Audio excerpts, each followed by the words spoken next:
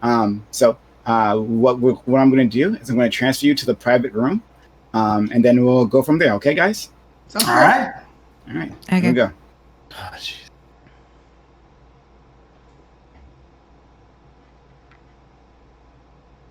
All right, let me. They drugged. Okay. Yeah.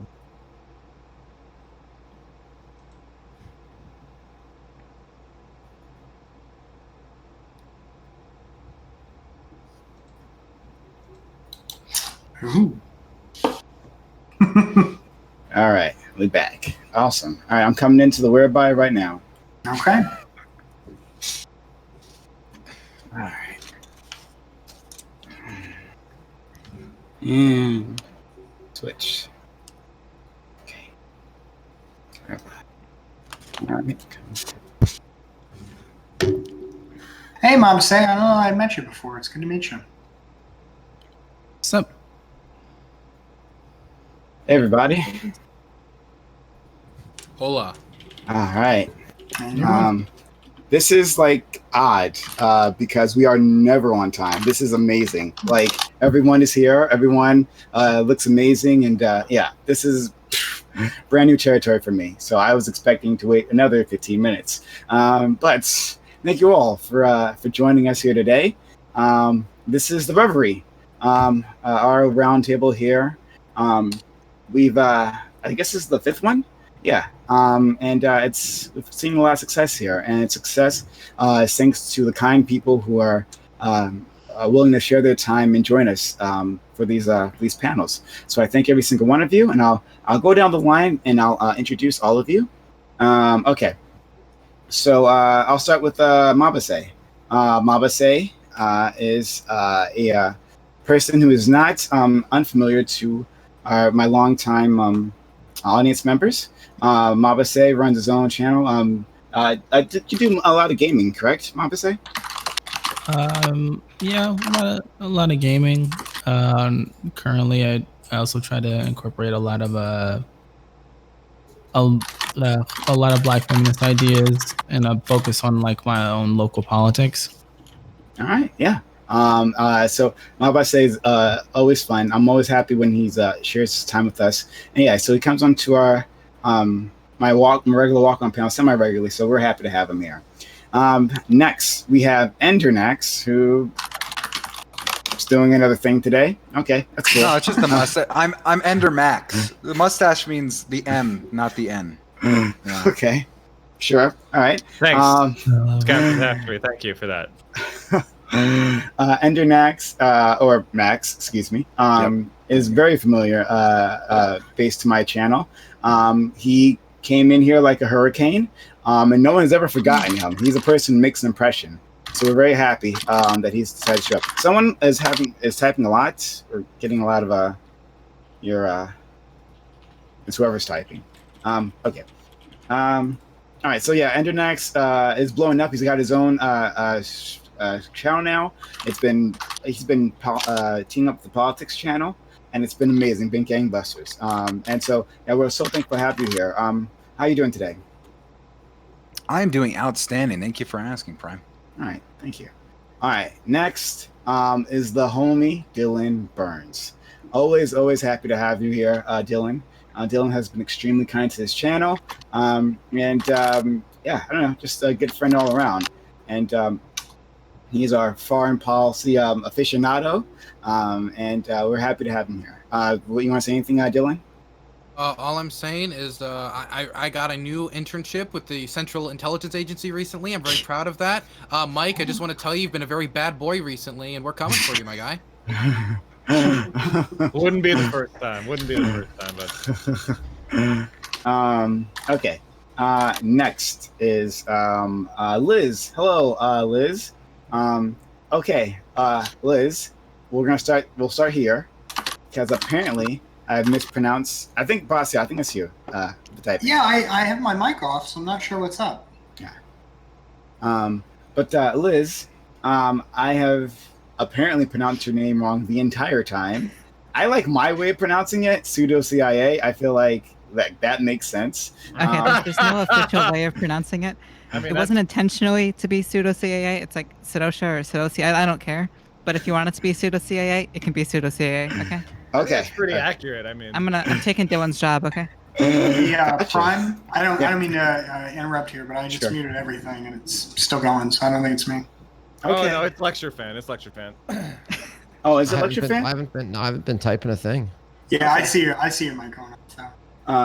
Well, in any case, that's all right. We'll just try to move forward here. All right. Next is Bastiat, and thank you, Bastiat. I think you were here last week, correct? Yeah, you're running a great panel here, Prime Case. So I appreciate the invite, and I'm sure tonight will be one for the books, right? I hope so. Last time was pretty spicy for all kinds of unexpected reasons. Yeah, it was fun. But yeah, I'm so thankful that you've come back and join us. For sure. And you're always a lot of fun, always having, and you're always insightful and always extremely passionate, which I always appreciate. That's amazing. So thank you for being here. That's what folks like to see, right? Lecture fan. We've only encountered each other once before.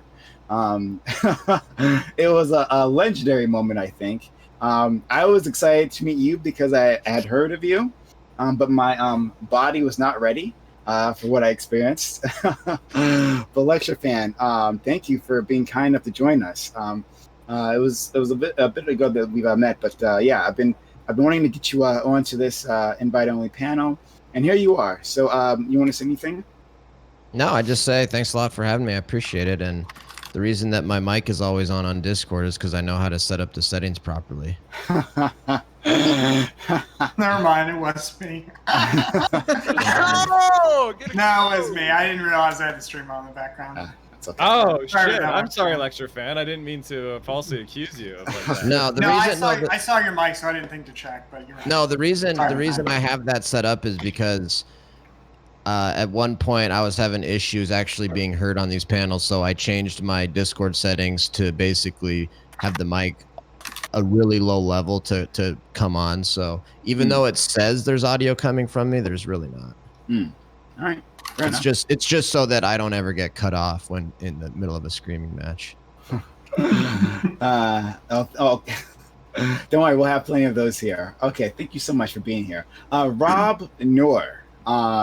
We haven't seen him in quite a while, but you made a big splash in my channel earlier on. I mean, I guess we haven't seen you for like a month or so. Yeah, you've been quite busy, I suppose. But yeah, we had our a debate, you and I. We've had you on panels, and people remember your name. Certainly, your legend grows here, and the Prime Kai stream channel. So I'm thankful that you decided to come back, share a little bit more time with us. How are you? I'm doing great. Just to let people know, I got a second job because I found out I'm going to be a dad for the first time. That's why I haven't been doing as much on here. But, when I do stuff, Dylan and Prime, who I know you two the best here.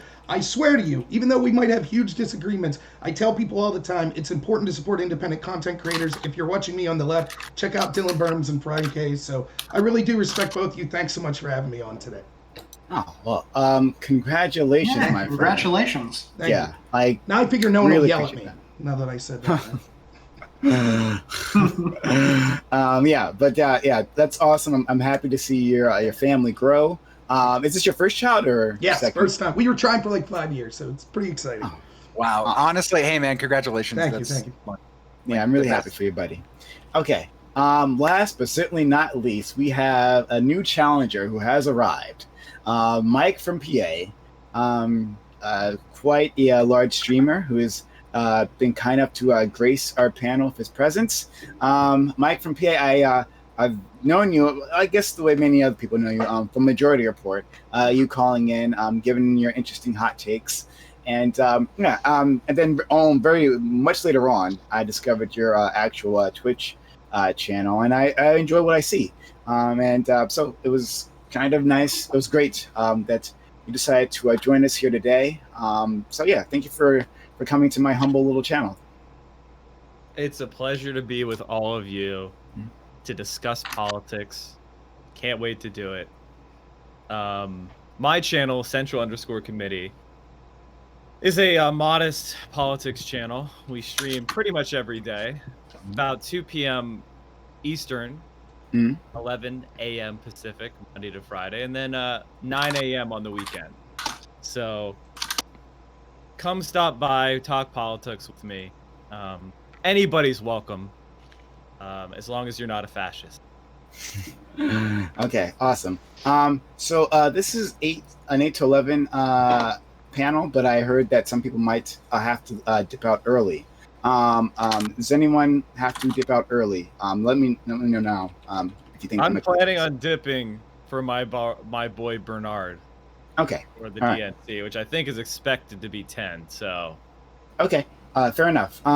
So that's okay. And if you are leaving for that, feel free to come back. So if you want to come back afterwards, that's cool. If not, that's also all right. However, since you are leaving, we want to excuse me. Okay.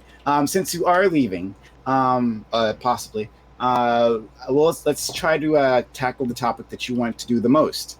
And then we'll work our way around that. Does that sound good to you, Mike? I mean, sure.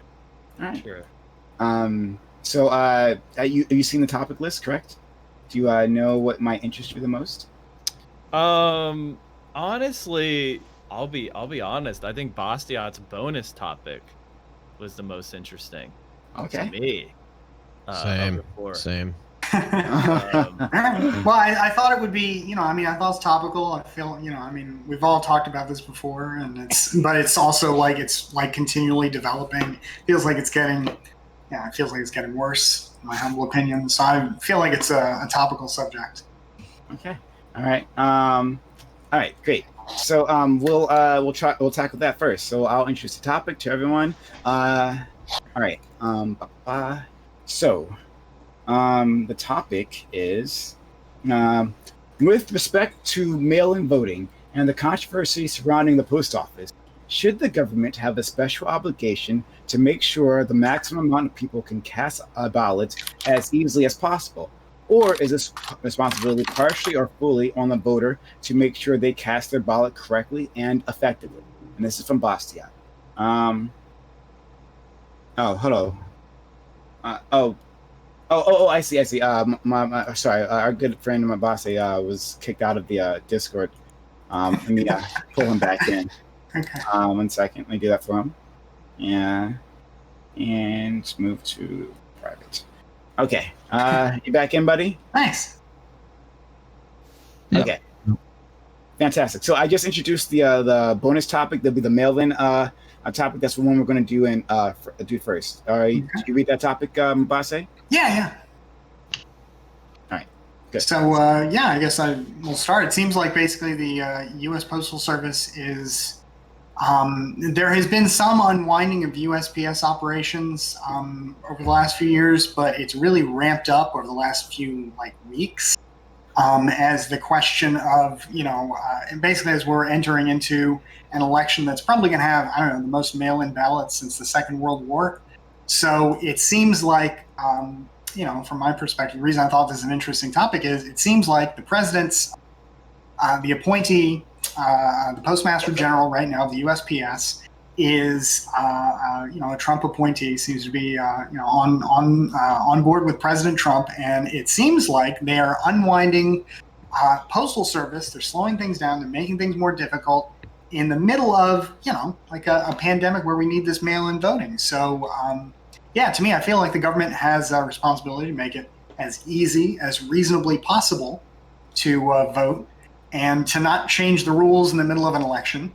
And so even for somebody like me, who is sometimes skeptical of the post office, I feel like now is not the time to tinker with it.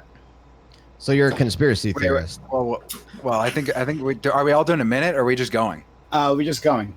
Oh, okay. Well, then here's what I'll say. This plan was actually this plan had started being drafted back in 2018 by the Trump admin, and they had a whole entire team working on it. This is nothing new. They planned this for a long time.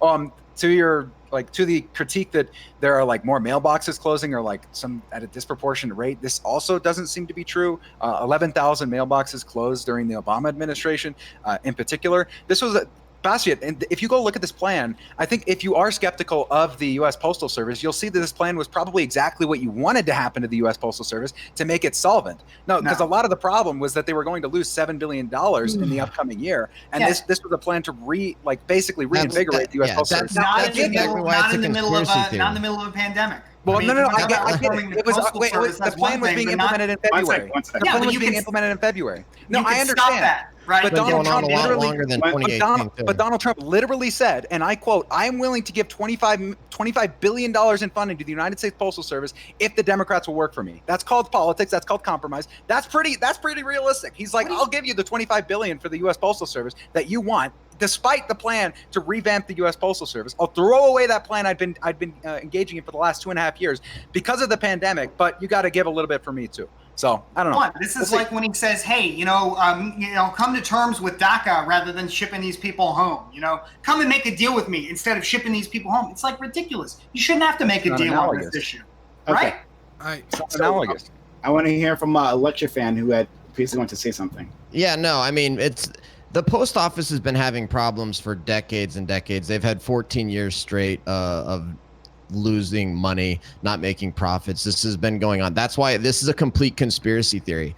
These people on the left are literally taking things that have been long planned, have been going on for a long time, that happened under Obama, and they're parlaying. And then let's not forget, Trump doesn't have control over funding of the post office. Trump doesn't have control over how much money the post office have. Trump doesn't have control over the operations of the post office the last 2 decades. And so it's a complete conspiracy theory to come out and say, "Oh my gosh, all of this stuff happening with the post office. Wow, we found a picture of them removing mailboxes, which has been going on for decades and is not unusual at all. And oh, that's because Trump is trying to take out the people's ability to vote." It's a complete conspiracy theory. More importantly, the actual topic that was listed was something like, should the president have a responsibility to make sure everybody who can vote or something like that? And it's like, we already have that. Everybody that can vote already. There is nothing more that needs to be done in terms of allowing people easier access to vote. If anything, we need to be doing more to secure our elections. And I've got about 10 different reasons here about why universal mail-in voting is awful, and proposals about how we additional changes that we ought to do to actually secure the election, which I'm happy to go through. Just to be clear, that wasn't the topic. The topic was, should the government have a special obligation to make the maximum amount of people can cast a ballot as easily as possible? See, they can. They already can, though. Everybody can already cast a ballot. Okay, now, so this is obviously nonsense, and lecture fan, you've lathered on long enough. Basically, first of all, the United States Postal Service is the premier postal service in the entire world, number one. Number two, it's guaranteed in our Constitution. So this is something that's fundamental to the United States. It's part of what makes us such a developed country, and why things like e-commerce have thrived here, because people have and this goes to everybody, especially those rural voters you supposedly care about, who would not be able to access daily mail service if it wasn't for the U.S. Postal Service. The whole profit and loss thing is a total lie. It's due to the pre-funding primarily, a pre-funding law that passed in 2006, which mandated that they pre-fund their entire pension and healthcare obligations for new postal worker employees, something that no corporation, private, existing in the quote free market has to follow. So they revamped that. Say again? That was part of the deal. That was part of what the revamping did. It got rid of that obligation. No, it did not. It's still yes, it did. There. It's still currently there. And furthermore, these losses of the Postal Service, in the 2006 law, they prevented the Postal Service from entering new lines of business. For example, banking. They can't sell merchandise. They were prohibited to do anything but sell, send mail or package. So you've handcuffed this organization. You've created these impossible mandates, and even still, it is the premier service in the world. It employs hundreds of thousands of Americans. And nobody's saying ban the post office. You're arguing against something that nobody's saying. Nobody is saying ban get rid of the USPS. Yes, you are. This is what happens with conservatives. Whenever you talk about the actual existing position of the Republican Party that they support, they say they don't support it. And so there's no Republican Party that wants to ban the post office. That's absurd. One at a time. All right. Absolutely want to privatize the post office, as they did in the UK when the Conservatives had the government. They privatized the Royal Mail, and guess what happened? They got service cut down to only a couple days a week. the postal services, post charges have tripled, and their service sucks shit. That's what conservatives have in store for you. And if you don't live in a highly concentrated urban area, you probably will not be able to access mail at all. You'll have to pay exorbitant rates to access mail or package delivery service at all. Okay, as far as what's going on real quickly, what's going on right now, there absolutely are things happening right now that have been accelerated prior to the election. For example, they are locking boxes. They are removing boxes. They are tending to, they are removing postal mail sorting machines to lower the throughput. It's been estimated that I think it's 40 million mail pieces a day less capability for the Postal Service. What a revamp. Make the organization less productive and able to sort the mail. We're seeing delays all over the country, and you'd have to be, I don't know, a dullard not to see the facts that are right in front of your face. Well, do you think that even if you guys want to say we could have done this later, there's no reason you couldn't at least wait until the end of the election. But the fact that it's full speed ahead, despite this unprecedented situation where we literally need the post office because it's got a monopoly on the distribution of letters, things like mailing ballots, you need it. I want Dylan Burns to be able to speak. Before he does that, though, I just want to take a quick moment to thank General Disassembly for those 4 Tier 1 gift subs. Thank you very much. And then thank you, Deco Wapatis, I don't know, who gifted that Tier 1 sub to our Central Committee. Very much thank you all for the support. Okay, Dylan Burns, go ahead. I'm going to act actually kind of lecture fan and is actually right. Central Committee and the rest of them, they're wrong. Look. This is actually a conspiracy theory, completely a conspiracy theory. Now, when you really look at the situation, the Postal Service needs to be privatized, and it needs to be privatized like immediately. And sorry, thank you. I really enjoy this. This is a good meal. So the Postal Service needs to be privatized. It really does. It needs to be privatized immediately. And the Postal Service Accountability Act had no problems with it whatsoever. And it was not at all rigged to fuck the system up whatsoever. And it definitely could not be solvent. And honestly, it needs to be privatized immediately. And we need to remove all the mail-ins, all the mailboxes whatsoever. We need to remove as many as possible, make it profitable immediately. I'm going to throw it back to Lecture Fan, who's a bright star of conservatism right now. What's your favorite flavor? Very of strange, boot very strange performance. What's your favorite flavor of boot? I'm a working class guy. I like Timberlands. Okay. Timberlands. Okay. I'll let Lecture Fan go, but if he wants to. But after that, I'll go to Rob. Go for it, Rob. Okay. Several things to say. One, there are you see a lot of this that's just is straight up conspiracy, like people taking pictures. I saw a mailbox in the back of a truck. Did Donald Trump personally show up like Snidely Whiplash with a cigar, taking it in the middle of the night? I saw pictures of California with locks on box, people saying, oh my goodness, look what Trump's doing, until left-wingers from the area came out and said, no, actually, they put those because people were stealing the mail. They've been there since 2017. So there's a lot of misinformation being spread. If you actually want to see the weaponization of a government agency, you would look at the FBI and the coup against Donald Trump with them. Okay. Before you continue, you're not addressing the removal of mail sorting machines, which is the most single. I'll get to it. Which is a reduction in productivity of the mail service in a time when we're all relying on it more. Yeah, but just to be clear, Rob, like I basically reject part of what Mike said in the sense that the Constitution allows the Post Service; it doesn't require it, and I would absolutely be open to privatizing it. But I don't want to do that right now. I don't want to shake it up right now while people need this service for the purpose of casting ballots. Okay, and that's the problem. I don't want to disavow. I don't want to privatize. There's no reason that it needs to be a monopoly. But the fact is, right now.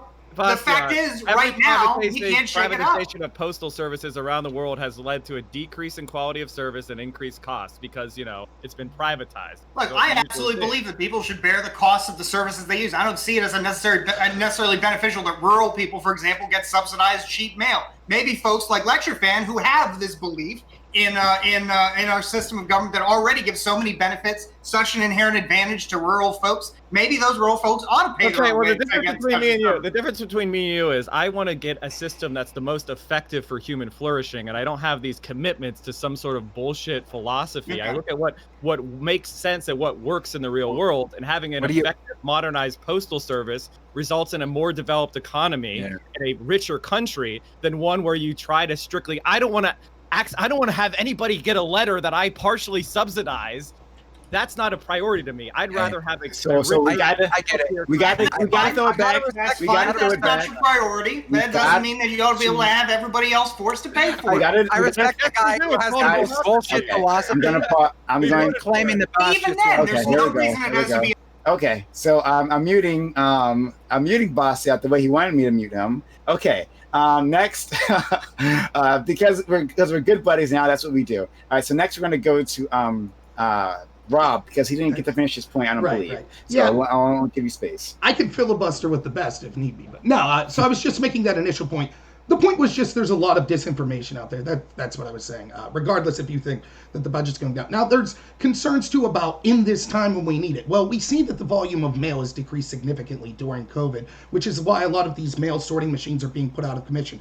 If it's true that we need the post office now in the times of a pandemic more than in any other time, why was it when both Republicans and Democrats, let's not forget, who control the purse strings, were doling out trillions upon trillions of dollars in stimulus packages, did no one speak up and say, oh, by the way, let's make sure the post office gets some. It's very important in this time of crisis. Not one person said. Is this an actual question or is this rhetorical?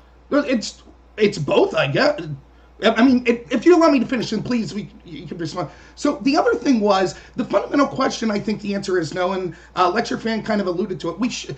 You can't just say we should make it as easy as possible for everyone to vote, because you have to have some sort of security. So making it as easy as possible for everyone to vote would just be show up with a piece of paper and write Biden or Trump's name on it. Clearly, that's a mistake. We have to have some sort of security measure. So that it shouldn't be just as easy as possible. But let me ask this question, because it's something I haven't heard anyone think about, or at least talk about, that was on the left, which is, if supposedly it's Trump's fault that he's impeding the mail during the times of election and that'll affect mail-in ballots, can we all agree, without even talking about fraud, that there is a higher propensity for votes to be lost through mail, right? No. Like that's certainly true. No. 3 to 5% of all mail. That's certainly true. The U.S. Postal Service is considered so reliable that in the law there is something known as the mailbox rule, where a contract is actually considered accepted when it's dropped into the mailbox, because they're we know that mail is so reliable in this country that we're willing to have billion-dollar deals turn around our mail. So just real quick, having said that, I won't be able to find out. I won't be able to find any evidence. Excuse me, you talk quite a bit. You talk quite a bit, right? Having said that, I won't be able to find any. I won't be able to find any evidence that says recent Democrat primaries that thousands of ballots were rejected. I won't be able to find that, right? Because it's contract law. Nothing. New York. Right. So clearly. First of all, what you're talking about is having to do with how absentee ballot and mail-in ballots are verified to ensure that there is no fraud. Exactly, but some are lost. That's all I'm saying. It doesn't seem to be. It does not seem to be an extreme position. Just real quick, it doesn't seem to be an extreme position to say if you show up to vote, your vote's much more likely to be counted than if you mail it. Then it's more successful. So real quick, just to finish the point. Real quick, just to finish the point. Just to finish the point real quick, Dr. Fauci, who many on the left say is the expert we should be listening to about COVID, he recently came out and said there is no reason Americans can't vote in person. Why are Democrats discouraging people from the most reliable type of voting in person when even the experts say it's perfectly healthy? Okay. Yep. Can I add? You can respond. After that, I want to hear from the other two who have not had a chance to speak, Liz and Mabase. But go ahead, Lecture Fan. I just wanted to quick say that Mike from PA is totally wrong. The mailbox rule originated in 17th century English common law, and that's almost nobody uses that today. In fact, it's the mail is so unreliable that you actually have to send mail certified mail under most contracts and under most statutes and rules. So some 17th century English common law rule is no applicability today. And more importantly, people mostly define in contract how you have to accept the contracts and how you provide notice. And most well-written contracts in today's day and age would never, ever rely on something as unreliable as a standard USPS mail. It's almost always certified with tracking. So that's a complete bogus argument. Just because you do that, just because you do something, it doesn't require it. It doesn't require certified mail in the common law rule.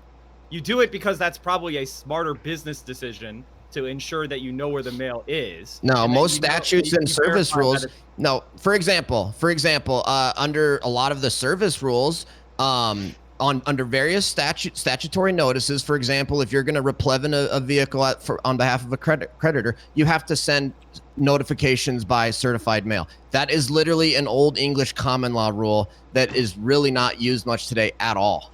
Okay, so I want to go to no, you're not muted, Bastiat. So you're good. Don't worry. I wouldn't do that to you. All right, so we're gonna go to Liz and then go to Mama. Say make sure they have a chance to. Certified mail is literally the U.S. Postal Service. You're not even disputing what I'm saying. Yeah, no, but ballots don't Let's go. hear Liz, please. Let's hear Liz. Liz, please. Okay, I love okay. Yeah, so I haven't really looked into a ton of like the super details on this, but it seems like at least the voter fraud stuff seems to have very, very little evidence. It seems like there's a higher chance of stuff being lost is pretty true, although it doesn't really seem. I don't think it will happen like really on partisan lines. And in terms of like the main question, which is, should government have an obligation to make sure it's easiest to vote as possible? I think it definitely does, and especially during COVID, like if people want, like a lot of people will not go to the ballot box if they like for fear of like getting infected and whatnot. So I think it's very important for that. And like I think it's 25% of like ballots were cast absentee anyways, like in 2016. So I don't know.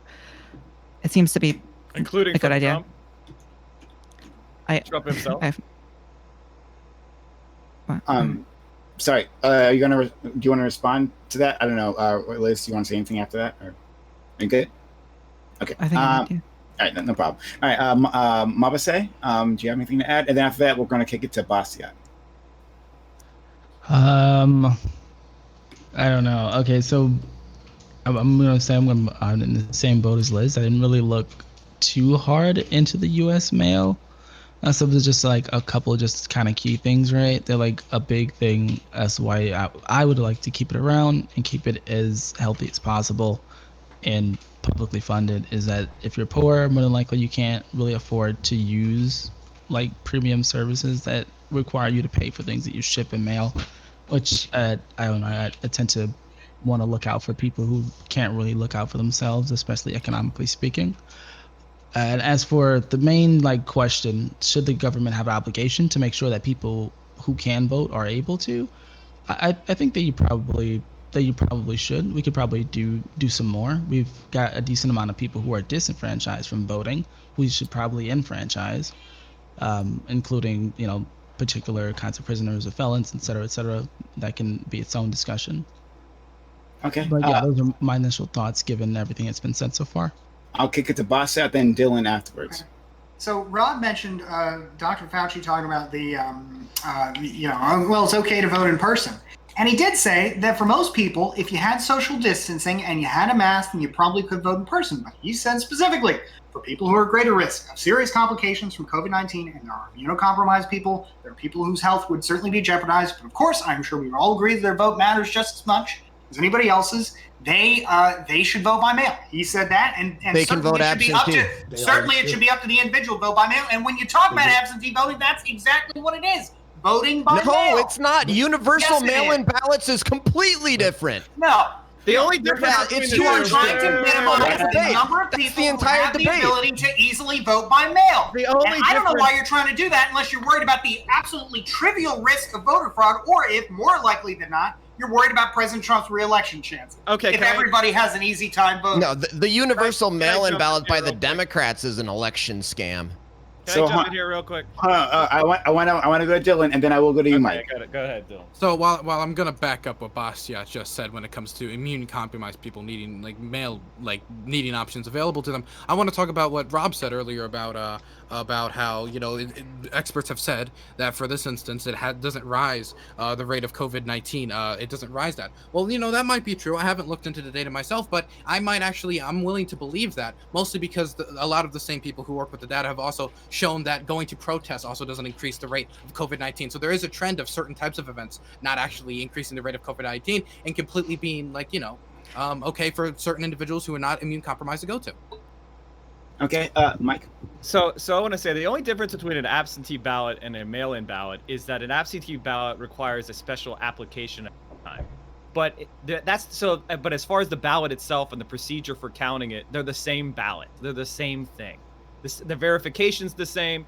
And if you're worried about people that are not real voting, that's what voter registration is for.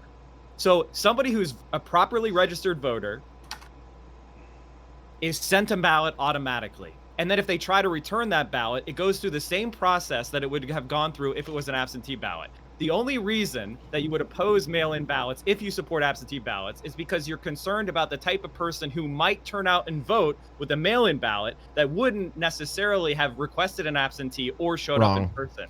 Wrong. And let Here's me tell why. you, by the way, there's multiple states that already do this, including I think Salt Lake City, Utah, which is far from the bluest state in the world. And guess what happened? What they found was that there was no discernible increase of fraudulent votes, but there was a significant turnout decrease, especially for working class people that have a hard time finding the ability to get off work and show up in person. So they saw a 6% increase in turnout, which, if you know anything about turnout operations, is a mind-bogglingly high increase in turnout. And so that's what conservatives are worried about, because we know in political science that when you make voting more universal, when you make it easier to vote or you make it mandatory, the parties and politicians that benefit the most are those that represent working class people and the poor and the middle class. It's as simple as that. Central Committee. Don't give the poor any ideas now. Mike. The Democrats? It's as simple. It's as simple as this: 58% of liberals turn out, 70% of self-identified conservatives turn out. Right? I mean, that's basically what you're saying, right? In-person voting? Is that what you're saying? Yeah. No. This is like a typical election. This is what the political science. Well, there you go. So what you have here is the democratic will of the people is not being expressed because the method of voting is designed to preferentially go in favor. You could call it affirmative action almost, in favor of one set of beliefs. And we actually have seen this many times. For example, in North Carolina, they were busted with their voter ID laws. They chose the form of ID that they allowed for voter identification was the voter IDs that black people were found not to have. And it was actually found there was a smoking gun of the guy who created the law, specifically designed what forms of ID did African Americans have. Those were removed from the law. No, I know, and it was deemed unconstitutional. And it was deemed unconstitutional. Yeah, right. I know. And the judges said that it was targeted at black people with surgical precision. So what I'm trying to say is, how about this? Every eligible American citizen be encouraged to vote. We do it in a secure fashion through mail-in ballots, which we know Terrible that there's idea. almost We should also have the day I've off. got a better idea. We should also have a national voting informed holiday. and responsible people are encouraged to vote. You want people going in there who just are gonna You literally want people to go in and vote who have no idea what they're doing. You want people to go in to vote and literally just guess on the idea and just guess on the ballot, and people have no idea what they're doing. And just You think I'm gonna sit here? You think I'm gonna sit here and agree I have a with fantastic idea for you. Okay? This is the dumbest thing this is the dumbest take I've heard out of you, lecture fan. Listen, buddy, what the fuck? What's that? Oh, well, they need to be white Protestant landowners to vote because those are the most informed, right? No, it's fucking stupid. We need universal enfranchisement. Democracy works best. We already have that. Do you really not know that we already have universal enfranchisement? Are you uninformed? Are you honestly that uninformed that you don't even know that? At a time, I'll mute you again. I will mute you again if it's not one at a time. Okay. Before I go, I couldn't finish what I said, by the way, because everybody freaked out so bad because I literally said, you know what you should do as, oh no, I lost my whereby. You know what you should do, though, as a responsible citizen, and this is what responsible citizens do. If you go in and you vote down the ballot and there's a couple of races that you don't know about, you should not vote that race. I do it all the time. If I'm not informed on, I don't just guess on that ballot. There's oftentimes good American citizens, responsible voters, they vote part of their ballot, but if there's an issue, if there's a candidate, there's a race that they're not informed about, they leave that part of their ballot blank. That's okay. And it should be encouraged. You can literally fucking ears. What the fuck? I'm gonna mute you. I'm gonna mute you all. That is not the point of voting. The point of voting is not to ensure that all the wise people come together and make a wise decision. The point of voting is so that everybody who is ultimately impacted by the power of the state gets some small say. They get it. They already have that. Stop. Everyone stop. Okay. We will have order. We will have order. Okay. Liz, I believe, was trying to say something previously, and I got lost in the sauce. After that, we're going to go to Dylan. Then after that, we're going to go to Rob. All right?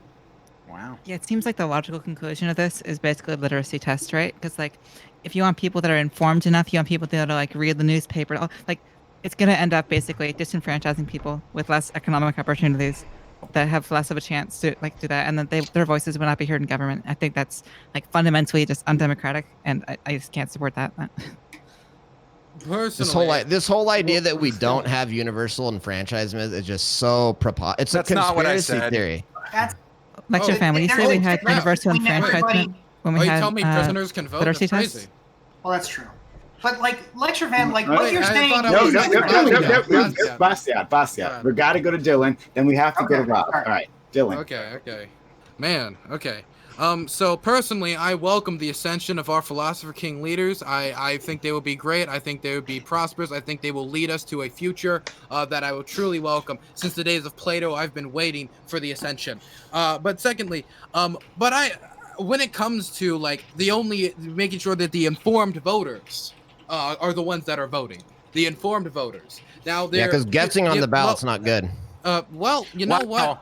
Hey, buddy, why don't you know what? We should just have lecture fans stand outside the poll station, and he can ask people questions before he allows them to go vote. Look, that's a great way of doing it. Hey, buddy, why don't we implement a Washington-style law? Why don't we implement a Washington-style law then? Endernax. We will have order. We will have order here. Well, Dylan. I'm Cayes with the Parliament style. Okay, so when it comes to like making sure informed people vote, we had this system where a while ago we tried to make sure uninformed voters were not being able to get able to vote. We'd have certain tests to put in place. Now, these tests were never designed to stop black people or poor people from being able to participate in elections. They were never explicitly designed to do so, even though they were eventually ruled to be unconstitutional and be completely incompatible with the Civil Rights Act. Now, if we look at the modern system and the modern way this works, poor people are a lot less likely to vote in elections. And if we restrict certain groups from being able to participate in elections, or if they don't, period.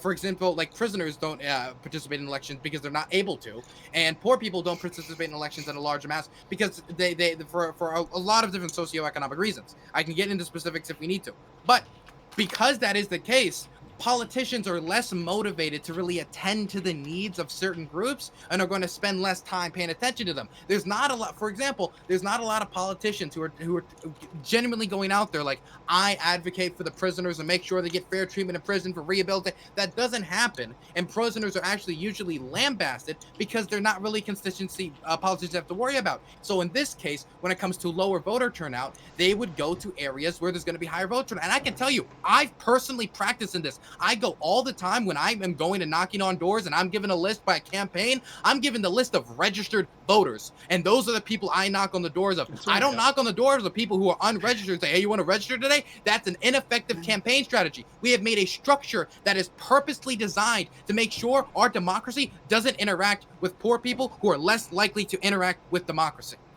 Conspiracy theories are hot tonight. It's very important that only the intelligent population votes.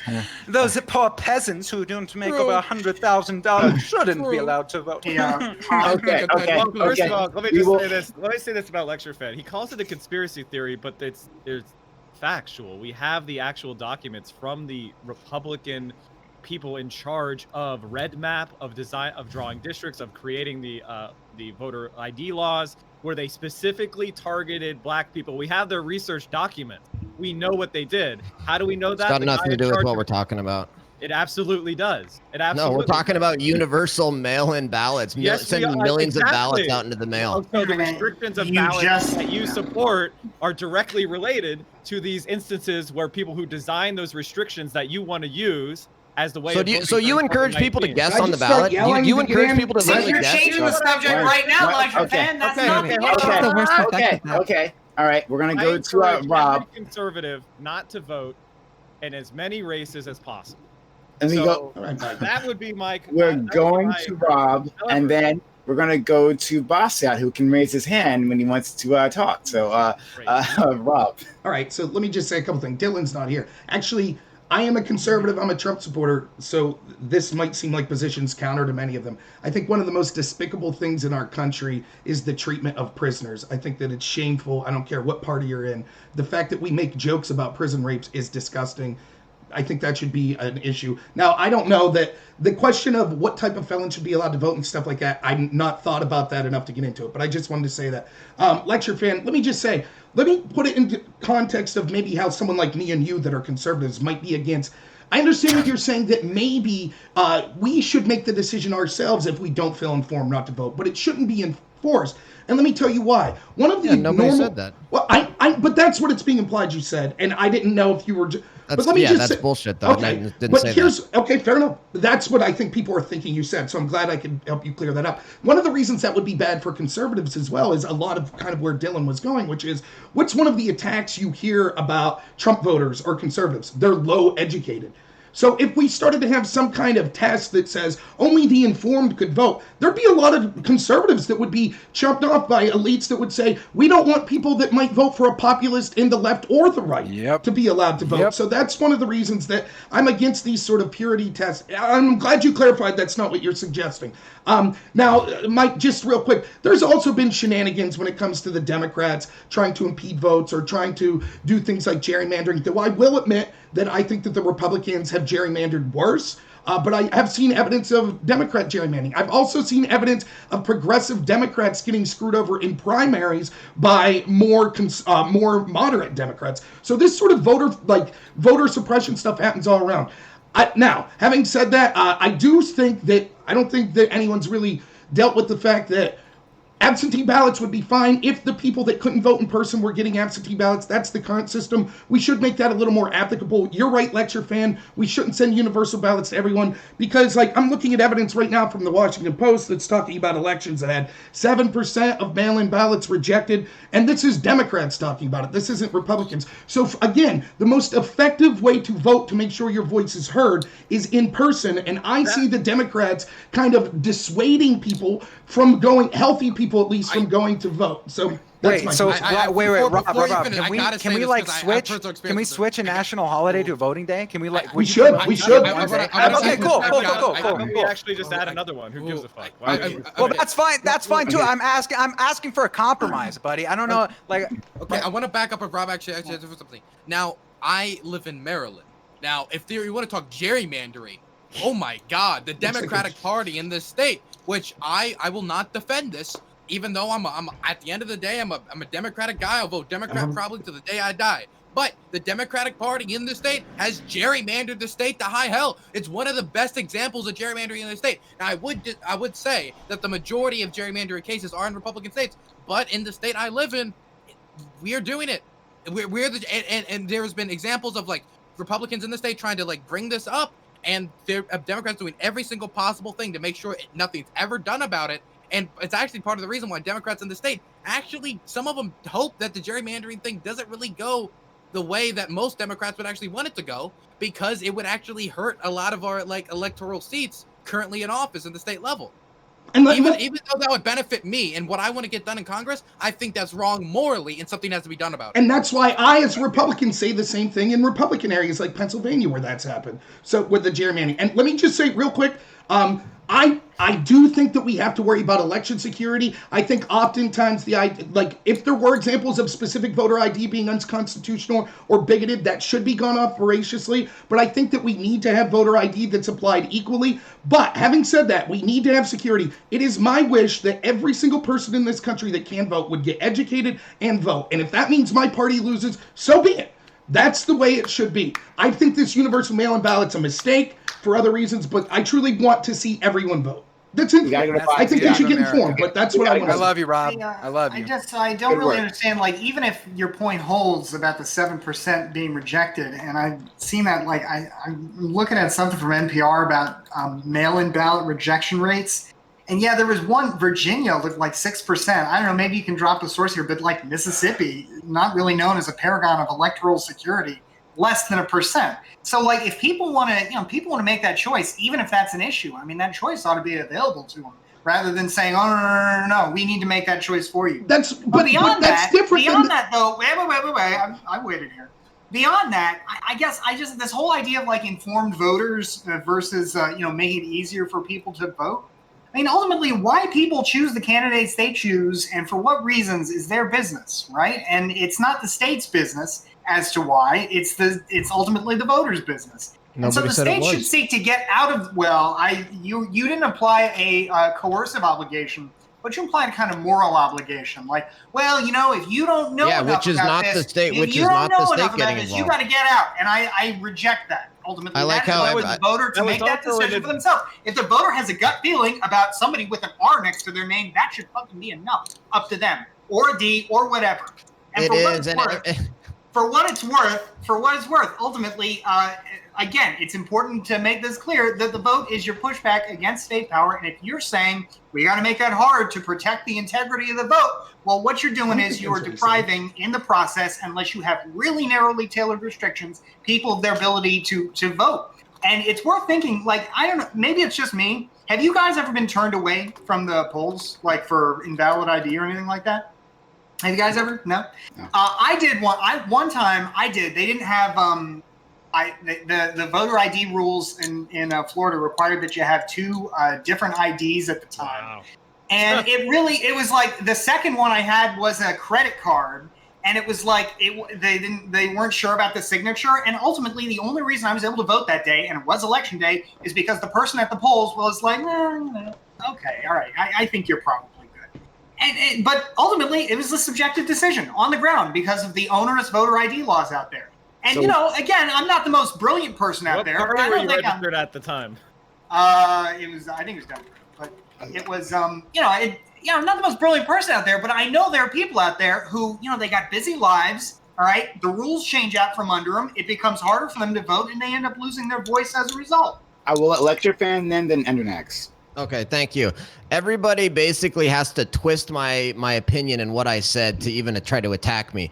All I'm saying is that we should have a culture of encouraging people to be informed voters. And all you guys out there acting like you're so virtuous and I want everybody to vote. I'm so much better. I'm so much better. It's like, dude, everybody wants everybody to vote. Okay. Doesn't make you special that you want people to vote. The point is that this whole universal mail-in voting is wrong we're so off topic. Nobody was even talking about district drawing and gerrymandering. Mike and Dylan talking about districts and gerrymandering. It's got nothing to do with universal mail-in voting. The problems with universal mail-in voting, number one, they lose 3 to 5% of ballots, which is enough to turn an election. They can't actually handle it. The USPS wrote a letter to 46 states saying we literally cannot handle the ballots because of the voting machine. We will not get results the night of the election. A massive increase in a chance of voter and election fraud.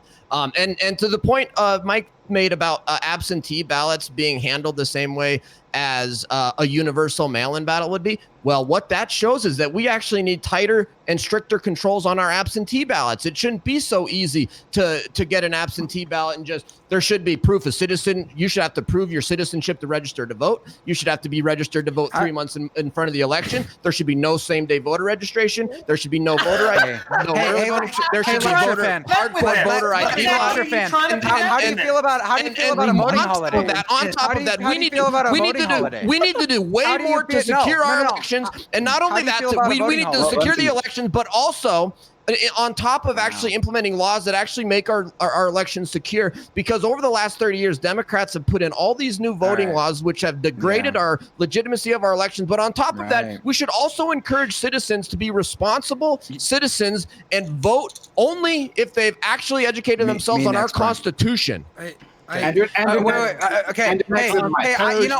agree with you, Mike. I'm not Mike, Jesus. Fucking Lecture-Fan. Hey, buddy, listen. Hey, I agree. Over the course of time, we've lost legitimacy in our election. We need to go all the way back. I'm talking like 1700s, babies. Hey, listen, if you're not a white landowner who is Protestant, you should not be voting. The legitimacy of these elections, it's just awful. Can you imagine? We can't even trust our election systems anymore. I got a quick question for you, and then I'll let everybody else fucking rail into you. This is the dumbest thing I've ever heard. You're anti-democracy, Lecture-Fan. But here's what I'll say, buddy. Okay, are you for or against a national voting holiday, even if we take away a different national holiday and put it there? For or against? Oh, I stopped listening to you about halfway through whatever you were saying. Voting holiday, yes or no? Also, Voting I holiday, understand. Lecture How do you feel about the voting holiday? Yes or no? I've been informed that the entire what I just got done saying was muted on the actual stream, so nobody actually heard what I said. I heard it. I heard you it. guys are all distracted. We heard everything you said. No, yes, we did. My viewers heard you, so we definitely fucking heard you. Now, again, I'll ask you one more time, Lecture Fan. Are you for or against the national voting holiday? Muted. Dude, Endernax, you're such a little piece of shit. You don't deserve my even response to you. Okay. Order. We will have order. Again, I hate this whole like 8 versus 1. Just one thing. I just want to say you are not muted. I don't know what's going on. I don't know what you're hearing, but we can hear you, Lecture Fan. You are not muted. All right. So Endernax, you got your chance to yell at I'll let. I just wanted the question answered, and then I'll let everybody else fucking talk. He won't answer though. Why won't he answer? Somebody else ask him. May I chime in? Because I'm going to defend Lecture Fan. I do think that Lecture Fan. God. I think. Listen, just wait. Just to ask you to clarify, you're not saying legally people shouldn't be allowed to vote if they're not informed. You're saying we should encourage a culture to tell people, be informed. If you choose not to be informed, you shouldn't vote. Exactly, correct? Which is hilarious. People would be people. That's how Democrats have to win. Democrats have to literally encourage uninformed guessing and voting in order to win.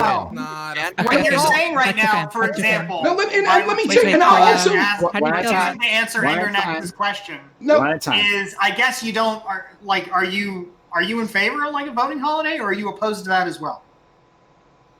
Because I mean, I think that's a worthwhile question. It's not up for debate. That's not. It's not at issue. Nobody's proposing that. It's not going to happen. We're not debating that. We're debating universal mail-in ballots. The topic, just to be clear, since I did, suggest the topic, was about making it easier to vote generally. The mail-in was the hook because that's the big current affairs issue right now. But it was about easier voting generally. And for example, when you say 3 months as a waiting period before you vote, I get what you're saying in the sense of, well, if you really cared about your vote, you'd be registered and ready to go day after the last election. But at the end of the day, I mean, one of the things that at least used to be nice about, life for a lot of people in America is you didn't think about the election all the time, politics 24/7. It was something that came up closer to the election. And if you're saying you got to do it 3 months ahead of time, you know for a fact that's going to disenfranchise ordinary people who aren't thinking about this stuff 24/7 like we are. If I may, okay. So can I say something? I'm going to let Liz in, who has been quite quiet but wants to say something, and then I'll let Mike in, and then Maba say in case he has anything else to add. Yeah. Okay, go ahead. Okay, so Lecture Fan, I have a quick question. So you don't want people that are uninformed or anything else to vote. So a really good way to test that would be to test their literacy skills. And if they can't read or write, they're probably not very informed about the candidates. I mean, totally neutral, has absolutely no, race-based component whatsoever. It's just we're testing if they can read and write. If they're uninformed, they probably can't read and write. You guys have to constantly make up shit to try to attack me. Why don't you guys justify? Why don't you guys justify literally encouraging people to go into the ballot box and literally just I want them to go in informed. Lecture Fan, I want them to go in informed, but the problem is you don't want them to go in at all. You want no one to vote. Yeah, that's your problem. Endernax, if you could stop lying about me, I'd appreciate that. Okay, Lecture Fan. People go. They're not going in and guessing. If you go into, let me just say one thing. If you go into a ballot and you see someone is I'm the Republican and somebody else is a Democrat and that's all you know enough, okay? That could be enough for a person to cast a vote. That would be a legitimate basis for voting for someone, would be the party they decide to align themselves with. So they're not guessing, they're just going in there and they are voting for a party that you disagree with.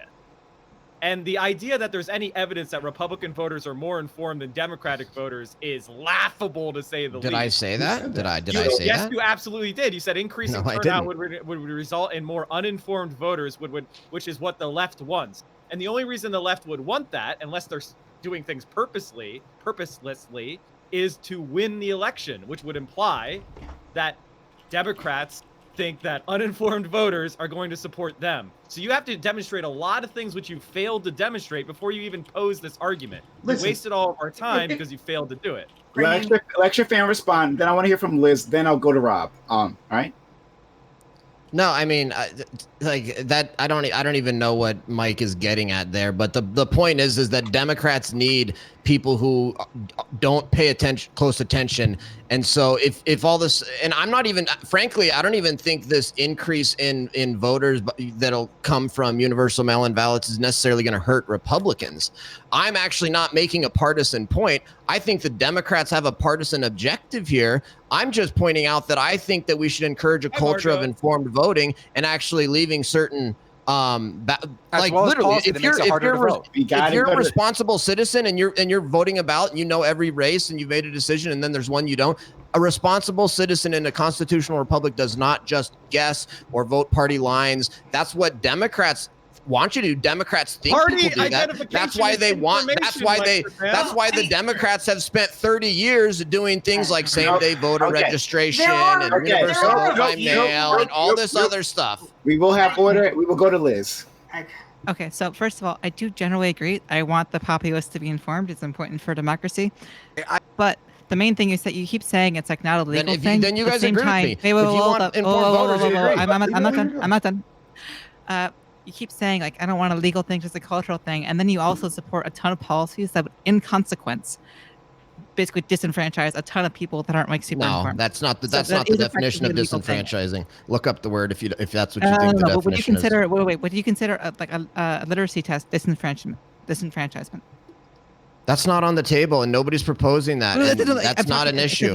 Okay. It's analogous to what we're talking about because it's the same. It's similar to what you're proposing. Which is it's not. It's not at all. It's not at all the same. Why are you okay? It's not at all the same. About your personal intellectual courage. Can you just answer these questions that are very straightforward? Stop being a politician. I don't think you're running for anything. I hope, God. So, like, if someone says, "Do you support literacy tests?" It's a very simple yes or no answer. Yes, I do support literacy. I don't know. I don't entertain insulting, degrading questions like that. I'm not even going to entertain such a low-class question with an answer. So screw that. Okay. I got a high-class question. I swear I'm wearing a top hat. It's a high-class question. The question is, I don't entertain scumbag low-class questions like that with the dignity of a response. That's so low-class, doesn't even deserve a response. Watch your plan. We got it. Nope. Can I explain my why I think it's analogous? Okay. Yes. The main reason why it's analogous, like you say, we didn't bring it up, but it's a similar thing because on its face it seems neutral, it seems normal, but it's not like literal disenfranchisement because anyone can theoretically learn to read, but in effect it has huge disproportionate things on certain groups of people, mostly poor people and like black people, right? Great. So nobody's debating that. Things you're supporting effectively hit the same exact groups of people. No. Okay, so I'm gonna let Rob in, then after that Mabase, because I said he was gonna go in. So Rob, Mabase, then Dylan. Go ahead. And let me defend Lecture a little more. Like, I don't think he should have. No, he never remotely suggested a literacy test. And so to say, well, what you're saying, I thought he clarified. Just real quick, I thought he clarified. He's not saying there should be legal blockades to uninformed people voting. He's saying culturally we should encourage more informed people. And let me say, Mike, to your claim, you're saying that you said that this would help the Democrats. It would. And you know who else it would help? The Republicans. Because the reason that we have so many scummy politicians on both sides is a lack of informed people. Now, I don't necessarily agree with Lecture fans' like anger and yelling and things like that that's coming. But I think fundamentally you're right, Lecture fan, in that we should encourage more informed voting. And I think it would be detrimental to both the establishment and Republicans and Democrats if we had more informed voters. Now, let me criticize you a little, though, Lecture fan. I don't think you should have to answer the literacy test question. You haven't said anything near that. But Endernax asked in good faith, would you support a voting holiday? And I think that's reasonable to answer. I answered it. I think that's reasonable. If you're like, I don't see why we shouldn't have it. It seems germane to the conversation. So I'd like to hear you answer it. Do you want to respond to that, Lecture fan? No, I'm not going to answer the question. Okay. Basta, right. Go ahead. So we'll go to I was going to go to Mabase, but he's stepped away. All right. Well, when he gets back, I'll throw to him. Sure. That's all right. Look, I guess something to think about with the literacy test issue is that I guess the reason why it's such an obvious bad thing is because we have the historical baggage where it was so clearly implemented for racist purposes. If we didn't have that whole baggage, right, of how they worked out in American history, some people might hear that and think, That's reasonable. You know, I mean, we don't want people who can't read, you know, making these decisions about our society, right? But like in practice, we know that the way they were always implemented, especially with our political system being, you know, like with the levers of power being as irresistible as they are, we know that literacy tests were always implemented in ways that were specifically designed to suppress the vote.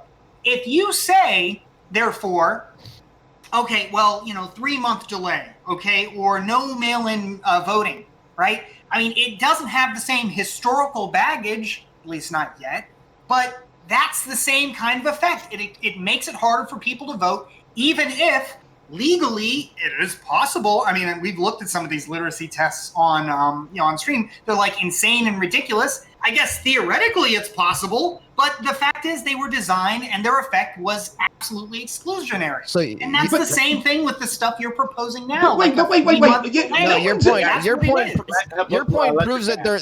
Your point. You're right, Bastiat, on the history of it and stuff, and that's exactly why the question is a bad faith, low class question that doesn't even deserve a response. I agree with that. The voting day is a low class question, huh? Well, wait. Is that also a low class question? No, you're understand. low class. Real quick, I will say, you're just anti-democracy. Real quick, literally I like do a think hypocrite. Just Here's what's going to happen. Hey, we're going to go to Dylan. Hold We're going to go to Dylan. And then after that, we're going to go to Mike from PA. And then after that, we're going to do closing statements. So we're going to move on from this topic. That's fair. So, Perfect. all right, Dylan. So I'm not going to give you a low-class question. As you can see, I'm wearing a top hat. I'm a very high-class individual. I know how to, you know, I'm putting on the Ritz, as they say. So when I think the reason why people had such an emotional response is that this country has a very long and dark history when it comes to people being specifically excluded or not being able to participate in American democracy. And when you said the statement, I don't think uninformed people should vote, it for a lot of people evoked a feeling of a lot of emotions because of how they saw it as connected to that. Now, I'm not going to say that I thought your intention was about literacy tests. I'm not going to say that. I don't think it was. I think that you want people who are educated to be able to vote on issues. Now, the main problem I have with the idea of someone completely educated is where, number one, I would say, where's the bar, right? Personally, I could not imagine voting without, like, the insight I somewhat have on what happened in northeastern Syria. That has made it, to me personally, where I will personally never be able to vote for Trump because of what he did there, because that to me was a deep betrayal of people I have a deep personal like emotional feeling towards. Right now, I think that, but I would assume most Americans don't have that deep knowledge or the feeling towards that, and so for me, I feel they're uninformed on the Syria situation or uninformed generally on foreign policy, and I think drawing lines in these areas is going to be kind of weird. A lot of people are one-issue voters, but one-issue voters are actually kind of important. Because what they do is, they're able to create lobbies, they're able to create caucuses who are concerned with single issues. A lot of people, for instance, really care and are single issue voters on gun control. If you're really against gun control, if one person says they're for it and one person says they're against it, you're going to vote for the person against it. And that has created a lobby, a certain segment of the population who are going to advocate for that effectively. The same is going to be on the other side, even if they're not that informed on Syria. And if you go to certain people and certain groups, and this would be what I would say for why I think Democrats are very big about making sure as many people as can vote as possible, using as many methods to do that, is that Democrats generally are more, and I think you'd agree with this, for the social welfare state. You can think that's bad, you can think that's good, you can think whatever. And what Democrats would say is that that is the best way for poor people to be able to prop themselves up is through democratic policies. And that's what they say. And generally, when poor people vote, they usually, when poor people who have not been voting start voting, they usually start to vote Democrat. And so when Democrats see, when poor people are not able to participate, and when they start being able to participate in larger masses, Democrats start winning. So when they see policies being opposed that are there to help more people be included, they feel like that's specifically happening because they don't want it for Democrats to have a better chance at winning, because when more people vote, it looks like Democrats win. And that's why people have such an emotional response when you start talking about uninformed people voting, because poor people generally are not going to have the same education on the issues because they don't have the same educational resources. But they need to be able to vote at as large a mass as possible because they need to be able to advocate for their interests. Interesting that I'm the only one that gets interrupted and shouted over at 2 seconds into whatever my point is trying to say, which is the only way you guys can keep me from winning this thing clear cut by cutting me off and shouting over it. Okay. And I would also pose to you, would you be in favor of that's from me, who have tried to be very respectful here. Would you support a national voting day holiday? Okay. All right. Well then. All right. So we'll go to Mike. Mike, this might as well be your closing statement. You'll get a full minute, and then no one interrupts. No one interrupts. I will meet you. No one interrupts. All Mike. right. So the thing about enhancing voting is it's not only the right thing to do morally and in a kind of democratic spirit. It's actually empirically proven that societies that enfranchise more people, that are more responsive in their politics to the problems of society, are the ones that perform the best and have the highest flourishing human beings in their society. When you look at things like voter participation, it's about a society that takes the information. Think of voting like transferring information to your government. Instead of the government being a disconnected group of bureaucrats, they are responsive to citizens because the information from the citizenship about problems in that society is being transmitted. So when you have low voter turnout, there could be large segments of your society that are suffering terribly or are not productive or are not happy. And that information is not being transmitted to the rulers of that society, to the elected representatives of that society. And so the reason why we want to have higher participation is one that's based in science and experience, looking at the world. Those societies with higher turnout have better human development, they have higher happiness, they have lower poverty, and it goes hand. And the societies that have a small clique or a privileged class that are the ones that control power are the ones that are corrupted, who turn into oligarchies, and for whom people suffer. And see, in America, wrapping it up. All right, you can see that in America right now as participation dims, as people are less willing to participate in politics. You're seeing more and more wealth and power concentrate into the hands of the fewer. As things like democratic institutions like unions have declined, as democratic participation has declined, problems have gone unaddressed. So that's why everybody should vote, because it's empirically proven to be the best way of running a society. Okay. Liz. Okay, so mainly I'm going to go back on a couple of things, like Normal America, I think that's your name, yeah. I never actually said that he directly supported literacy tests. Well, he didn't answer me, but I was just saying that they're analogous to other things, which he does support, like in terms of how they basically disenfranchise certain groups, right? And I think it's pretty much directly analogous issue, even though he never literally said he supported it. I was saying that because it's something that everyone pretty much doesn't support by itself. But if it's reframed into like a current issue that's not as well like disregarded, which is like other forms of effectively lowering voter turnout, especially minority people, which he seems to support a lot of those policies, it's pretty much the same thing. And then in terms of other issues here, I think voting should be pretty much as easy as possible. And that's like realistically, obviously, you don't want to like there's certain levels of verification need, but as little as realistically possible. Like I think any sort of roadblock into voting is like pretty much a threat to democracy by itself. In terms of mail-in voting, it seems to be relatively effective and good. I don't really know if universal is the best, but at the very, very least, it should be like rolled out. So a very option for people. I don't think I have much else to talk about with this issue. So, okay, yeah. All right, lecture fan, go ahead. Sure. Well, the direction that this debate took, it's clear that nobody here can actually defend universal mail-in voting because there's so many problems with universal mail-in voting, and none of those were actually adequately addressed. Instead of that, we had a bunch of people taking an eminently reasonable position that as a culture we should encourage people to be informed if they're going to vote, and turning that into these bad faith comparisons and bringing up race and really a disgusting low class way. I'm really disappointed in some of the people on this panel that the way they've skewed that and turned that. And I mean I think that proves beyond a doubt that nobody's willing to defend universal mail-in voting, and there's no ways you could when 3 to 5% of all ballots are lost. The UPS can't actually handle universal mailing. We wouldn't get the night's result of the election. Huge increased chance of voter fraud and election fraud. The registered voter rolls are not up to date. We see that in numerous lawsuits filed by Judicial Watch against Democrat states like California, where they end up having to purge millions of either dead or moved or otherwise ineligible voters from their voting rolls. And there's all kinds of problems with it. And so basically what you just saw here is nobody actually able to properly defend universal mail-in voting because it's indefensible. So instead they engage to false, bad faith, low-class attacks on somebody who has an eminently reasonable position.